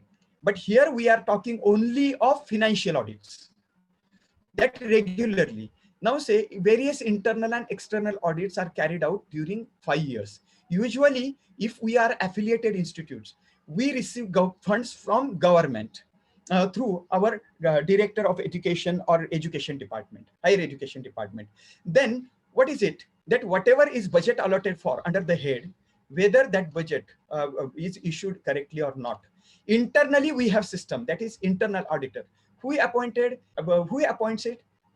Management appoints internal auditor. Then qualification, internal auditor does not have specific qualification or specific expertise. In some colleges, there is a bursar. There is a bursar who looks after the expenses of the fund, whether it is done according to the objective of or the purpose of spending. Then conduct this account or internal audit is done on continuous basis, and the scope of work is determined by the management. That's what I said, that it is done according to the set roles and responsibilities mentioned by the management. But statutory audit, auditor is appointed by stakeholders or shareholders, or simultaneously auditors are appointed by the management, and those auditors conduct audit. They must be qualified auditors. Simultaneously, they're independent, and all of us know, according to financial year, we go on conducting those audit and its compliance. Simultaneously, if you take government grants, you are queried by government auditor general. Then sometimes joint directors. We have joint directors of government of Maharashtra in our state, and those visit colleges, or they request, they demand clarification of some expenses. Then simultaneously, if you have received funds from some projects by AICTE, or for example UGC, CSIR, or anybody, whatever amount is received, it is audited, and simultaneously the audit reports are being conducted. So you will have to write, enlist, first of all, what is your audit procedure, who conducts audit, who appoints audit. That is simultaneously, this is what I was trying to mention internal and external audit mechanism in your institution. Then who issues the letter. Then what is their compliances and how those compliances are being completed. Then internal audit, how it is planned and how it is discussed and placed in the management meeting. Then external audits, senior auditors of the government. Then higher education department, government auditor general we have, and then minor queries and its compliances. And you need to give their say cover pages or extracts of auditor reports on the basis of annual, if they are demanded, to prove its authenticity. Now the next question is for 8 marks. The question is related to the funds. This is a quantitative question. Funds or grants received from non-governmental bodies, individual, philanthropist, during the last 5 years. Now you may ask me, in Criterion 3 also this question had appeared. In Criterion 3, there was a question that grant received, but those grants were related to research. I repeat, those grants, whatever grants were given, those were meant for that specific purpose. Here you are supposed to enlist the document, enlist the information which you have not stated in your third criterion. NAAC has also clearly mentioned that it should not be covered in Criterion 3. For example, donations of philanthropists or etc. Like say, for example, that during academic year 1920, person came or some agency gave a grant of 1 lakh. Amount is 1 lakh, and they had written later. We are donating rupees 1 lakh. Name of the agency XYZ agency, and the check is issued in the name of institute. That check is credited to the accounts of the institute. What is the purpose of the grant? They have mentioned that we would like you to spend this amount on strengthening your ICT-based education process, teaching learning process. So the college spent that amount in purchasing smart boards and the projectors and connectivity softwares. So here the grant is exhausted, and then simultaneously, what have you done? Linked to the audited statements or account reflecting the receipt. Now, after receiving amount, you have acknowledged that amount, and that is reflected. That amount is reflected in your audit statement of the institution, that in income and expenditure, that amount is spent. And you also communicate to that party with the report, the letter and report, acknowledging their help, and simultaneously giving them the Xerox copies of the bills, and the report and photographs that you have utilized. It means the document is document you need over here is copy of letter indicating grants, funds received from the respective agency or an individual as stated in the metric. Then it should mention the purpose. Then annual audited statements of accounts highlighting the grants received. Please note that funds from own institution or own trust or sister institutions are not at all considered, not a single rupee. You may transfer from your one college to another college, 1 crore rupee, it is not at all accepted. It should be outside agency or philanthropist or individual. Then contribution of the in the form of equipment or software are not considered here. Here, the demand of the question is that funds or grants. Funds or grants. So no equipments, no software help is being considered, and this table of this content should not repeat the same grants for research that you have considered or that you have enlisted in the criterion 3. So this is what the requirement of this particular question. Now 643 is the question that talks of qualitative metric, where institutional strategies for mobilization of funds and the optimum utilization of resources. Here, before I talk on the answer of the question, I would like to mention that you need to write one of the policy document on behalf of your institution. And what is that policy? Policy for mobilization of funds and optimum utilization of resources. I repeat, policy for mobilization of funds and optimum utilization of resources. Optimum utilization of resources. This question is meant for 6 marks. This question is meant for 6 marks. So, my dear participants, here, I would like to just mention over there what NAAC has expected, that we need to describe the resource mobilization and policy procedure, and after writing that policy procedure, we need to get certified or approved by our top management. So why? First of all, the question rises, why we need, or what do we need in this? When we think of resource mobilization and optimum utilization of resources, let it be academic resources or it may be physical resource. Here, first of all, now identify what resource do you have. Suppose if you are talking of generating resources, identify sources from where you get the resource, that is monetary resource, or what you call other resource. Then how do you engage your resource? How do you negotiate and manage that resource and then communicate it in further? So for example, just I would like to mention, first of all, design resource mobilization policy, strategy or policy. Resource mobilization policy means, for example, if it is a monetary aspect, mark out all the areas from where you get the resource and what is the purpose of the resource. One. Secondly, apart from monetary aspect, let it be government or philanthropist or entrepreneurs or NGOs or an individual, and the purpose. You can quote, say, example, but that must be proved that this is the amount. Simultaneously, whatever resources you have, let it be, as I told you, physical resources. Suppose, for example, you have auditorium, only one auditorium at your institution.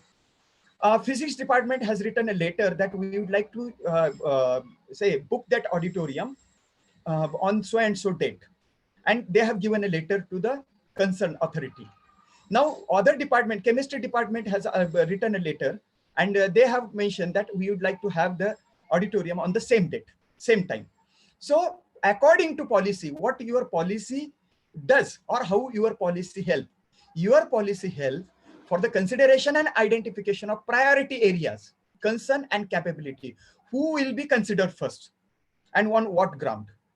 Then organizational cause, how it helps to the organizational method. Then simultaneously, whether you generate your resources by giving or allotting your infrastructure for the governmental agencies to conduct their competitions, examinations, ground, then different say workshops and all this. Then organizational cause, then monitoring and evaluation of resource mobilization. Then is there any committee or follow-up setup from your side to monitor and evaluate your resource mobilization? Your source of income, as I told you, that consultancies, donation, grants of UGC, fees of student. This is one of the major sources. Then NGO, philanthropies, government bodies. Then how do you go for financial management? Optimum utilization, how it is done, that X amount is collected and how you have utilized it, and how it is discussed, and the budget is discussed and its utilization is approved in the formal meeting of your governing council, with the approval sanction, then purchase quotation, purchase letters, stock register, then account section, how it maintains document and financial record, and how it is entered into the stock register, as well as its internal and external audit is done. So optimum utilization of resources, how it can be done. You can even mention that optimum utilization, that if you have shared campus, some of the infrastructural facilities or some of the part of infrastructure you go on using on sharing basis. This was one of the questions that was asked during for example, during discussion of the third criterion, that if it is sharing, already I have clarified that there are certain areas where we can show the sharing basis, but there are certain areas where you cannot show what it cannot be shared if it is owned by others, and it cannot be get benefit of. So before you share, just have a second thought whether you have whether it is permissible or not. Now we are turning our attention to the last key indicator, that is 651. Qualitative metric answer needs to be written in 500 question, and the agency or the cell that is most vibrant cell of the institution who has organized this very useful or fruitful webinar, that is Iqsc. Internal quality assurance has contributed significantly for institutionalizing quality assurance and strategy processes. Remember, here one word you need to remember repeatedly. Don't call this as a word, call this as a term, that institutionalization of quality assurance strategies and processes. It means you first of all design something in Iqsc, you test before you finalize, you test it whether it is acceptable or practicable at our institutional level. Then you deploy it. For the deployment, you provide support to it. And after supporting, after practical, you go for feedback, how far we are successful, and then that becomes a kind of a institutionalization. Why? Because Iqsc is responsible, as I told you, that Iqsc is responsible for academic, monitoring cell for excellence, quality initiatives in the institution, and monitoring the quality measures of excellence. Simultaneously, Iqsc is responsible for documentation also, and Iqsc is responsible for promotion of research as well. So here we will be queried that how Iqsc is functional. What is the basic thing that required? First of all, that Iqsc is formed as per NAAC norms, revised time and again. That Iqsc is formed, Iqsc is all the stakeholders have been given representation as per NAAC guidelines. Secondly, regular meetings of Iqsc are conducted. How they are going to be proved? With the help of notices, agenda, and minutes. In addition to it, action taken by Iqsc. After the minutes are approved, we go for action taking report and how the things are being practically done. So after this core, what is being expected? Here, whatever role Iqsc has played, we need to describe practices suggested by Iqsc with reference to quality improvement and successfully implemented. So that is there where in the recorded in the agenda and minute book and action taken report. So what can be the say quality initiative by Iqsc? NAAC has specified some of the quality initiatives, like say you go for NIRF. Every year Iqsc suggests, or Iqsc see to it that NIRF data is submitted. Simultaneously, IQAC also monitors that AISHE data every year is submitted by the institution. IQAC inquires it, IQAC takes follow-up of it. Simultaneously, regular AQR reports are submitted by the institute. But does this mean that these are only activities? No. Secondly, suppose IQAC taking into consideration of the additional or value-added courses or additional courses, IQAC has given suggestion to start skill development courses. IQAC has suggested to start incubation center. IQAC has suggested to start research cell. IQAC has suggested taken review of teaching learning process, then ICT methodologies, and simultaneously ICT has suggested supportive teaching learning processes, then collaborative activities in the field of academic. Then IQAC has suggested to engage or involve alumni in the quality improvement of the institution. Then IQAC has suggested expanding research activity. Simultaneously, not only recommendations are important, recommendations are not important, but what is its accomplishment, that also needs to be proved. For example, IQAC has suggested say skill development courses, and accordingly, college has initiated 5 skill development courses, either at institutional level or the skill development center of affiliating university, or skill development center of either state government or central government. So this is the role of IQAC, that you need to certain mention what are all areas IQAC has worked and what role IQAC has played in terms of quality initiatives in tune with. Again, I would like to go back to your vision and mission statement, because IQAC plays a great role and consistent role in the quality initiatives, not only quality initiatives, but sustenance and its action taken on it and approved. Say, for example, skill development center was opened, and within these 3 years, how many times the courses have been repeated, and how many students have been benefited with those courses. So this must be stated with the documentary proof. Okay, 652 is the qualitative question again, and the question is that the institution reviews its teaching learning process, structures and methodologies of operations, and learning outcomes at periodic intervals through IQAC setup as per norms of the recorded and incremental improvement in various activities.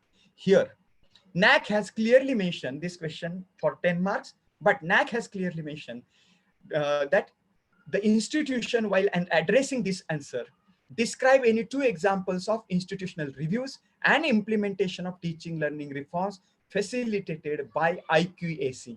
So I was telling you, IQAC plays very important role in the strengthening teaching learning process also. So here, in regular meeting of IQAC, take review of syllabus completion 1, how far syllabus is completed. Then in IQAC, make it a point that you discuss academic calendar also. Academic calendar is being discussed. Examination and evaluation calendar is discussed. All policy procedures related to teaching, learning, and evaluation are discussed. Then ICT-based softwares have been suggested. Then resource generation is taken review of. Resource generation, whether it is uploaded to institutional website or not, that is also reviewed by the IQAC. Simultaneously, IQAC has also taken lead to organize some workshop seminars to introduce certain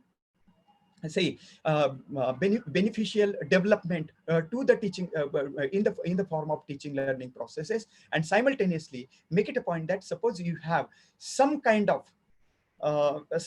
say suggestions in the previous cycle of NAAC by the peer team in terms of teaching learning processes, you have taken a cognizance of it, and as a post accreditation initiative and its compliance, IQAC has taken initiative. So IQAC needs to enlist what are all aspects have been dealt with IQAC, and through this what college has practiced, that is what action college has taken after suggestion of IQAC. Then simultaneously, if the result results are increased. Suppose there is a major failure of student in university examination. Simultaneously, IQAC has taken, IQAC has suggested that special provisions may be taken.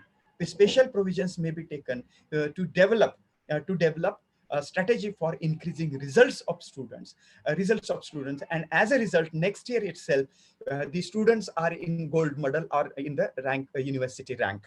So say that this can also be reflected, and simultaneously take it from me that the point that I mentioned, that IQAC has suggested to go for even writing course outcomes, course objective, and its mapping policy, and you have organized or trained teachers, and every year the program outcomes, course outcomes, and program specific outcomes are also marked, and its reports are available, and its reports, completion reports or compliance reports, are being submitted to IQAC.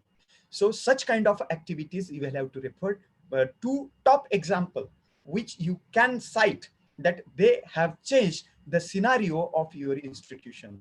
And that's what I said, that here you need to write IQAC meeting, record ATR, their proposals forwarded, then methodology suggested, how they were implemented, deployed, then outcome writing and mapping, ICT and training, then feedback collection, then you go on, IQAC has suggested to take survey, its analysis, then uploading on website, not only uploading on the website, but action taken report also and its fulfillment, then operational methodology for post-accreditation initiatives. And here I come to the IQAS, that is quality assurance, as a part of IQAS, quality assurance, that quality assurance initiative of the institution include, NAAC has mentioned 4 points. Quantitative question for 10 marks we will be queried for. What are they? One, that regular meeting. This answer will be in continuation with the previous. But if you are mentioning these points, rather give priority to institutional level, say, quality role played by IQAC with higher priority in the previous question, answer of previous question, and here you stick to these aspects. That first of all, let me read out that whether NAAC has, whether college has gone for, whether a college has gone for the different audits like ISO. NBA is not applicable for us, it is for AICTE affiliated institutes. Then ISO or any other state, national or international agency for quality audit.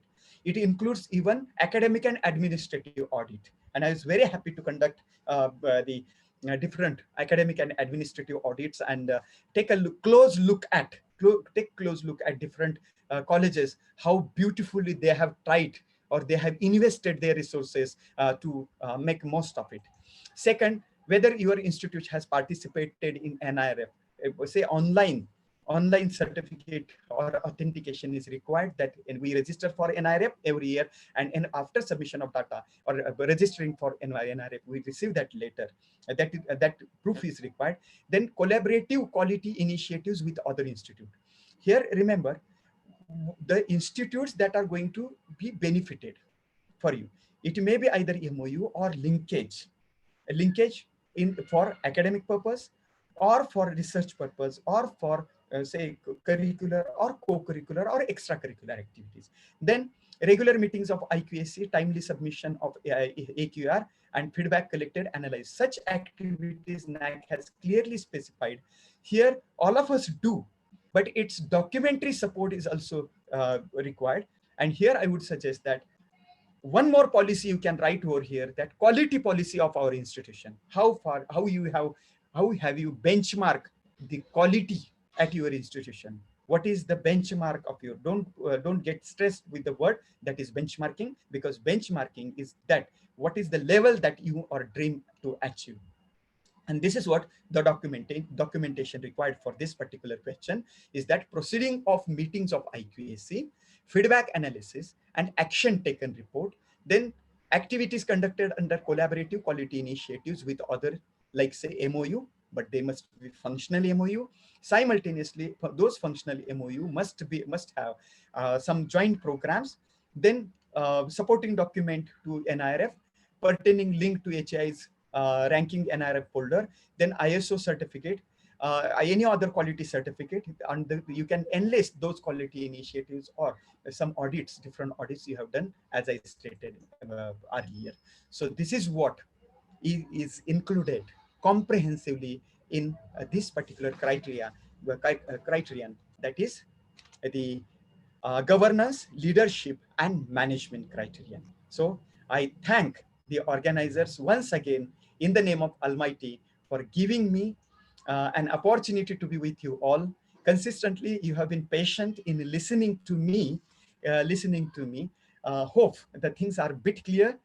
Once again, thank you very much for bearing me for such a long tenure. Thank you very much. Over to you, sir. Thank you, sir. Thank you so much for your insightful, broad speech, great explanation.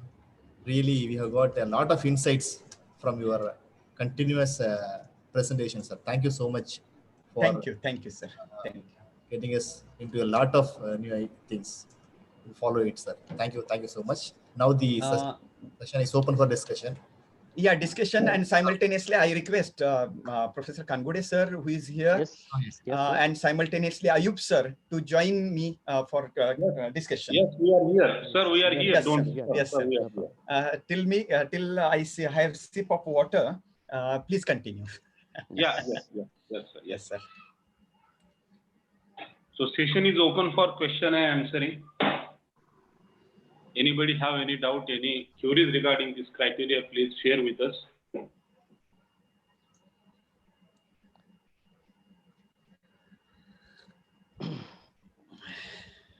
In chats too also, I don't find any question. There are just remarks regarding thanking the organizers specifically. Yeah, such elaborative sessions, I think there is no any queries, because whatever queries were there, so ultimately you have been cleared in the discussion. Then also anything will be there, please share with us. Even though there is some chance, there is some possibility that yes, there can be some queries.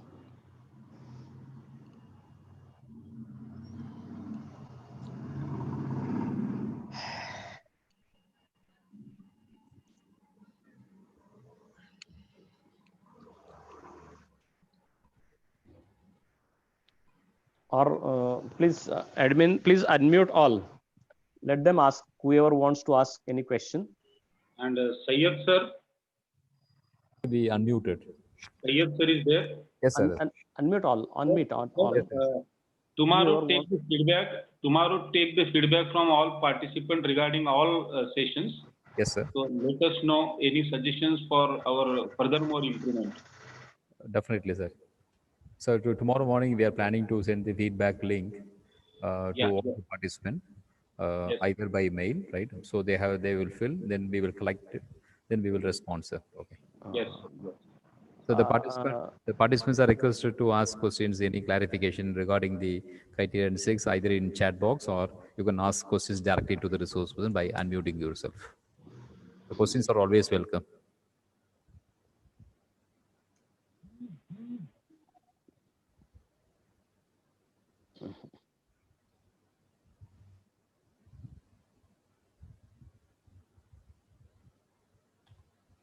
So regarding criterion 5, one of the participant asked question, Dr. Ayub sir. Yes, sir, I'm here. Yes, sir. Okay. Regarding the especially the certificates for the cultural activities as well as the sports activity. Yes. So can we that is upload the scanned document of all the certificate? So that is a question asked by one of the participants. Student certificates are not required, sir. The e-certificate or a letter to the institute issued by the university, so that is only required to upload. Okay, sir. Okay. And maybe at the time of DVV, some sample certificates are asked by DVV team. At if they found something at the time of DVV, data validation verification, some of the certificates, sometimes it has happened that in some colleges, DVV team has asked some random certificates. So if found there's something unique or something special, something different, such certificates are usually asked. So usually you're not needed to upload all certificates. You have to just keep it ready with you. And if it is happen to be available on your website, then that is not a problem at all in the documentation. Okay, thank you, sir. Any other questions from the participants? So something fund related question is asked by somebody regarding criteria 6. So fund which is there received from the institute, so that can be received, or the fund can be taken from NGOs, from the industries, from the philanthropists. So anybody can donate a fund to the institute which comes under the criteria 6, but that should not be for the research purpose. And especially that should be mentioned that the fund received from so and so for which purpose it is used. So this is there what is required to give the information. And that should not be, that should exclude the list of the funds received by the institution from criterion number 3.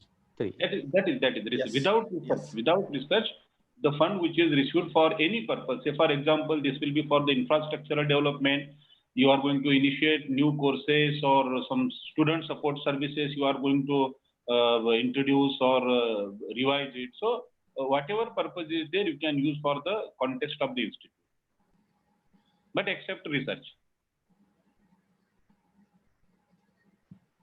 Regarding NIRF, right now there is no provision for weightage in direct marking system concerned to the NIRF, but in future it may come.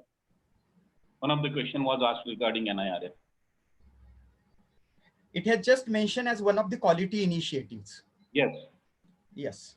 We just now I was not able to read which just now when Yes. was there. Yes.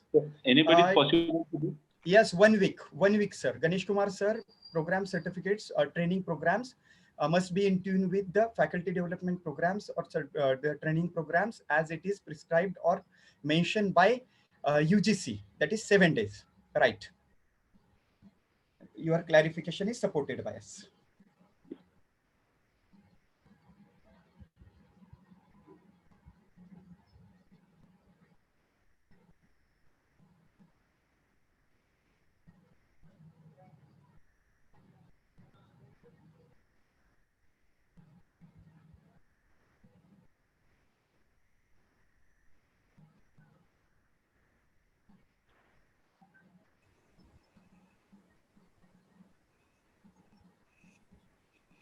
Shall we proceed, sir? Yeah. There is no more questions from the participants. Yes. Dear all, now. Hello, sir. Hello, sir. Hello, sir. Hello. Yes, sir. Hello, I am Dr. Mutilan. Hello, I am Dr. Mutilan. In our college, more than 90% students, they are getting scholarship. Hello, sir. Is it Yes, audible? sir, You are audible. We are more than 90% student, they are getting scholarship. Can we upload any one of the document or upload all the documents? Sir, all the document, the space is not sufficient with the SSR. So these all documents you can upload on your college website and provide link to the SSR. Right. The documents are the more upload on college website, sir. Okay, sir. Thank you. Okay. One more question by Sabita ma'am is that can NPTEL course certificates can be included for exams conducted by national level in criteria number 5? Conducted national, the student which are attended for the state national level examinations are required for this criteria. If the student attendance is important, not the examination conducted.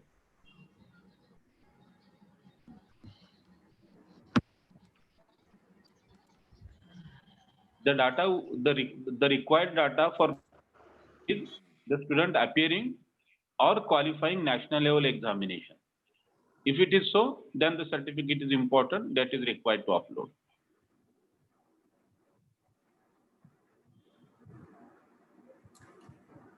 But usually we have net set certificate or some UGC, CSIR certificate, etc. These certificates are to be there.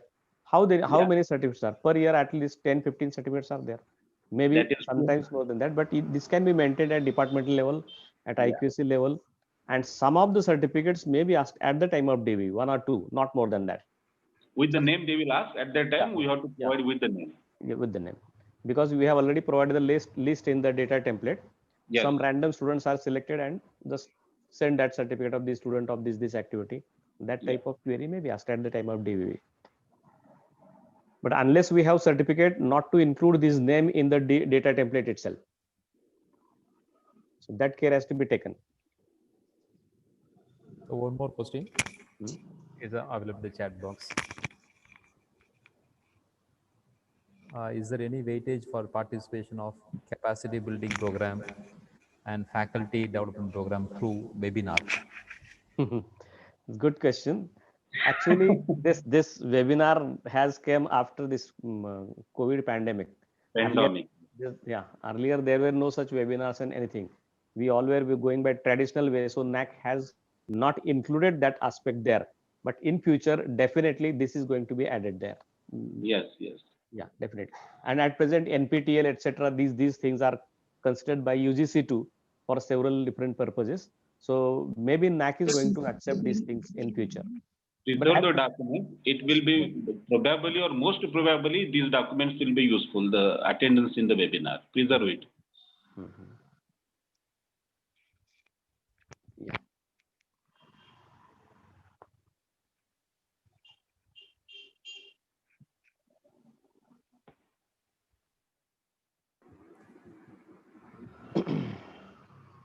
So any more question? Sir, it seems that there is no question. No question. Okay, no problem. So conclude, please. Shall we end the session, sir? Yes, sir. Yes, sir. Thank you, sir. Yes, sir. Thank you very much. Thank you, sir. Thank you. And one more thing, I just pointed out that day that still I think no one has joined this Telegram group till today. So have you sent this link ahead forward?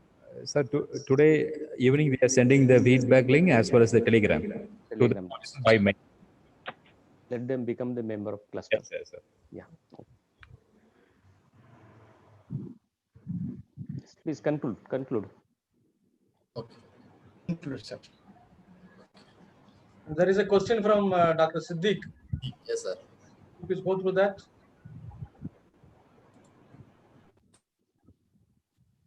Okay. I have produced some PhD candidates in my previous college and now I have appointed in regular post. May show these records for my credit. For your personal credit you can show, but for as a college it is no use. It's of no use. It is not. In the existing college, your performance is going to consider. In the present college. Yes. Hello. Yes, sir. Hello, sir. Yes, sir. Can you hear me? Audible? Yes. Yes. I am the director of self-financing courses of a college, sir. Yeah. Hello, sir. Yes, Can you hear me? Yeah, we can. Go ahead, sir. Please go ahead. Yeah. So today, at higher education level, education is focused more on liberal education, on one side. Liberal education in the sense, they insist on some very important key skills, essential skills for students. Today, students coming out of institutions, higher institutions, they are supposed to be proficient in creative thinking, out of the box thinking. And they should be also good at collaborative work. And they should be effective in communication, And they should be equipped with skills to solve complex problems. And they should develop their liberal thinking, broad liberal thinking, These are all some of the essential skills expected of students studying at the higher education level. And if the country has to develop, right, furthermore, bright brains, are expected from these institutions. Yeah. So liberal education must be definitely promoted. This is one side of the approach.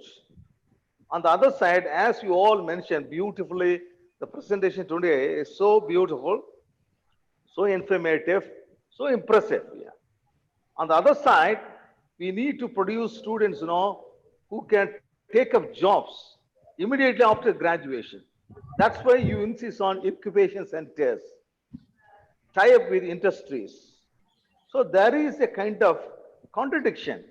Whether we can promote liberal education on one side so that we produce outstanding students, exemplary students, who can provide a kind of direction to the country, yeah, where we can produce great leaders, yeah. On the other side, because of our students, found to be lacking in skills, lacking in employable skills, we have to produce, we have to set up, we have to provide amenities, facilities like incubation, tie up with industries and so on and so forth. And that's why, our students, become industry fit, factory fit, immediately after graduation. So there is a kind of contradiction here. At the Government of India focuses more on community colleges. In community colleges, we train students for technical skills. So where are we heading for? In the new education policy, on one side they say certain universities have to focus only on research. University that come under second category must focus only on learning, teaching and learning. So there is a kind of contradiction. Teachers at the all India level, to some extent, found to be bewildered. What is your take on it, please, sir?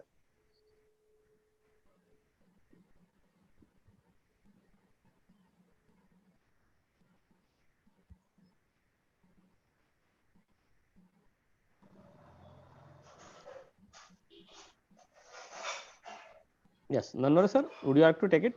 Yes, sir. Please continue. Please continue. No.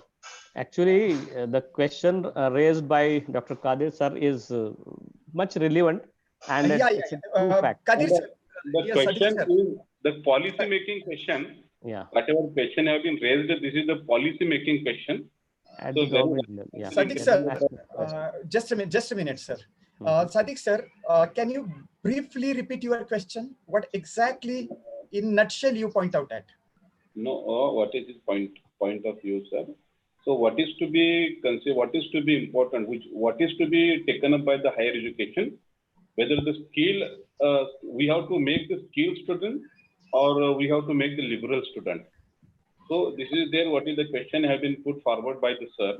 Yes, sir. Yes. Simultaneously, in today's globalized world, so both are most important. That's why wherever is possible, the education policy has been introduced. Wherever is possible, the liberalization is introduced, and wherever is possible, the skill enhancement is introduced.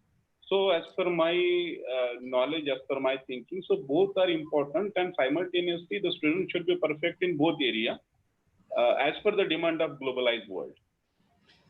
Secondly, Ayub sir, I would like to clarify one more point. Now, in new education policy, one thing has been made clear or accepted, that liberal aspect of education and skill aspect of education both are considered equally. Yeah. Previously, say only degree of 3 years or 4 years was just acceptable, but now there is a concept introduced. That now at first year, if a degree is completed, at first year it may be a certificate. Second year it may be entitled as diploma. Third year it may be a graduate. Simultaneously, instead of thinking it as a contradiction, I would rather look at the point of view of complementing it. At one side, new education policy promotes at skill, as you rightly pointed out. But I don't want to put it as a contradiction because it goes on liberal. Wherever, as Ayub sir rightly pointed out, that wherever it is related to the interdisciplinary and multidisciplinary approach, this higher educational system is capable or has been strengthening itself to provide education in liberal aspect. It doesn't mean that after taking higher education, we are neglecting skill aspect of the student. The only thing is that when we are shifting from one setup in terms of existing educational system, education policy, and moving on or digressing or changing, taking track of new education policy, these shifts create a kind of a thrust. And this thrust should be sustainable thrust from all of us. And still there is a time, because new education policies, certain areas or certain aspect needs to be more clearly clarified by the policy makers themselves. This is the fact. At broader scenario, they have come out with this particular aspect of new education policy, but still many areas we need more and more clarifications, because take for example, now up to 10th standard, it was a 1, 12th standard up to it was 1, but now all the educational setup or this it is grouped differently. That's why again it is going to create a lot of mess, starting from admission to syllabus to the whether skill or liberal. All these things need to be elaboratively discussed and placed on record, along with atomization policy, even governance and leadership, because in chapter number 17 of new education policy, all these things have been clarified in terms of even appointing people of eminence, and that's how the syllabus needs to be framed. There are certain areas where things will come out in an elaborated manner, because when we adopt new system, there are some things, those are contradiction. Yes, it is a but natural, but those contradictions needs to be addressed with complementing acts and complementing say programs from our part. So still there is a long time to go, because this is an early stage of new education policy, sir. Thank you very much. My point, if you go through the new education policy in detail, indirectly, new education policy supports both liberal education as well as the job-oriented education. At the end of the 10th level itself, you can categorize yourself whether I'm going for liberal education or job-oriented education. You can choose your own job. Go ahead with the vocational stream and go out. And if you are having, you want to have research and liberal, yes, you can go, travel along with the liberal education. So, in the depth of the new education policy, we can see that it supports both, but it can be understood if you go through the details of new education policy in detail. That's what my understanding about new education policy. Yes. Yeah. Yes. Absolutely. Yes. I agree. And yes, this friction is there right from the beginning, and it will be forever. So as long as considering the nature of our country, size of country, population, and all such diversities existing in every field, almost in every field. So naturally in education too, this type of dilemmas are to be there. Maybe 10 years, 15 years, 50 years, next you have to go with hand in hand with such situations. So actually entire part is at the thinking level, thinker level, policymakers level. We teachers can have that type of thinking, but it has a limited scope, unfortunately. So maybe actually anyone is here or in our country is unable to speak on the on these issues that authoritatively, except the policymakers. So that is my opinion.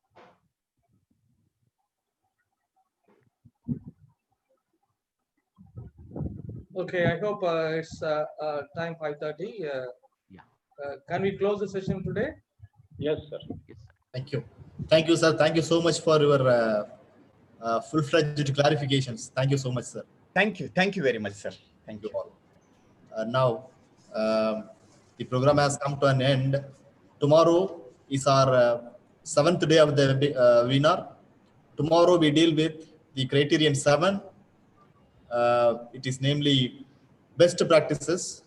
So we all have to get in duly tomorrow before 10 a.m. all the participants have to get in using the link before 10 a.m. and join for the tomorrow's session. Okay. Now, gratitude is the best attitude. In order to thank the resource persons and our Deepak Nanavar sir in particular, here comes our Professor Beatrice Devapriya to propose vote of thanks. Please, madam.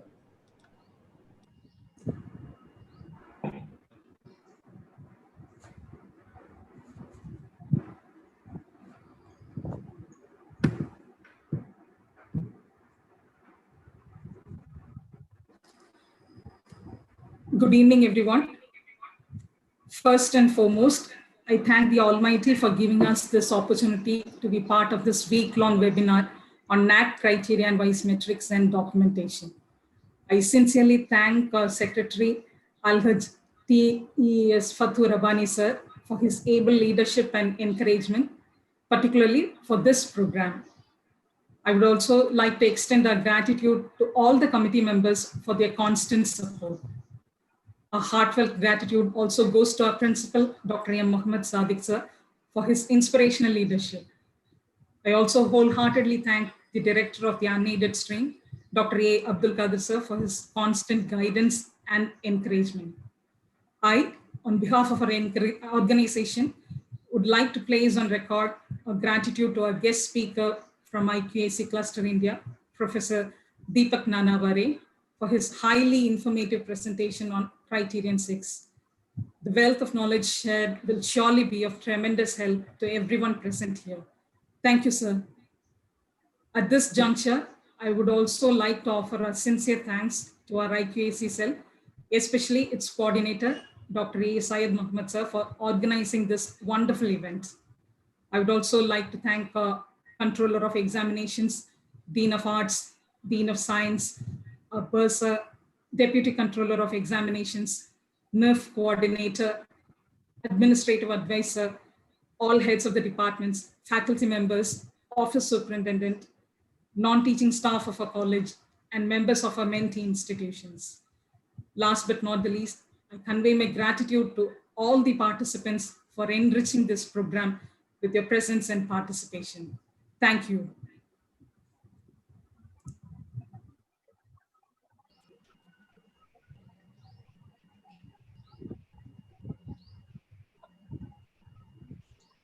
Thank you. Thank you, one and all, for being participative from the beginning to the end. Thank you. Thank you so much. Thank you. Thank you, sir. Thank you. Thank you so much. Thank you, sir. Thank you. Thank you so much.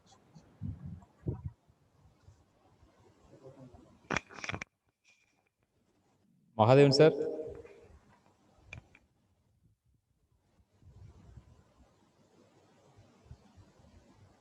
Meeting end பண்ணலாமா? Mahadevan, sir. Okay, thank you.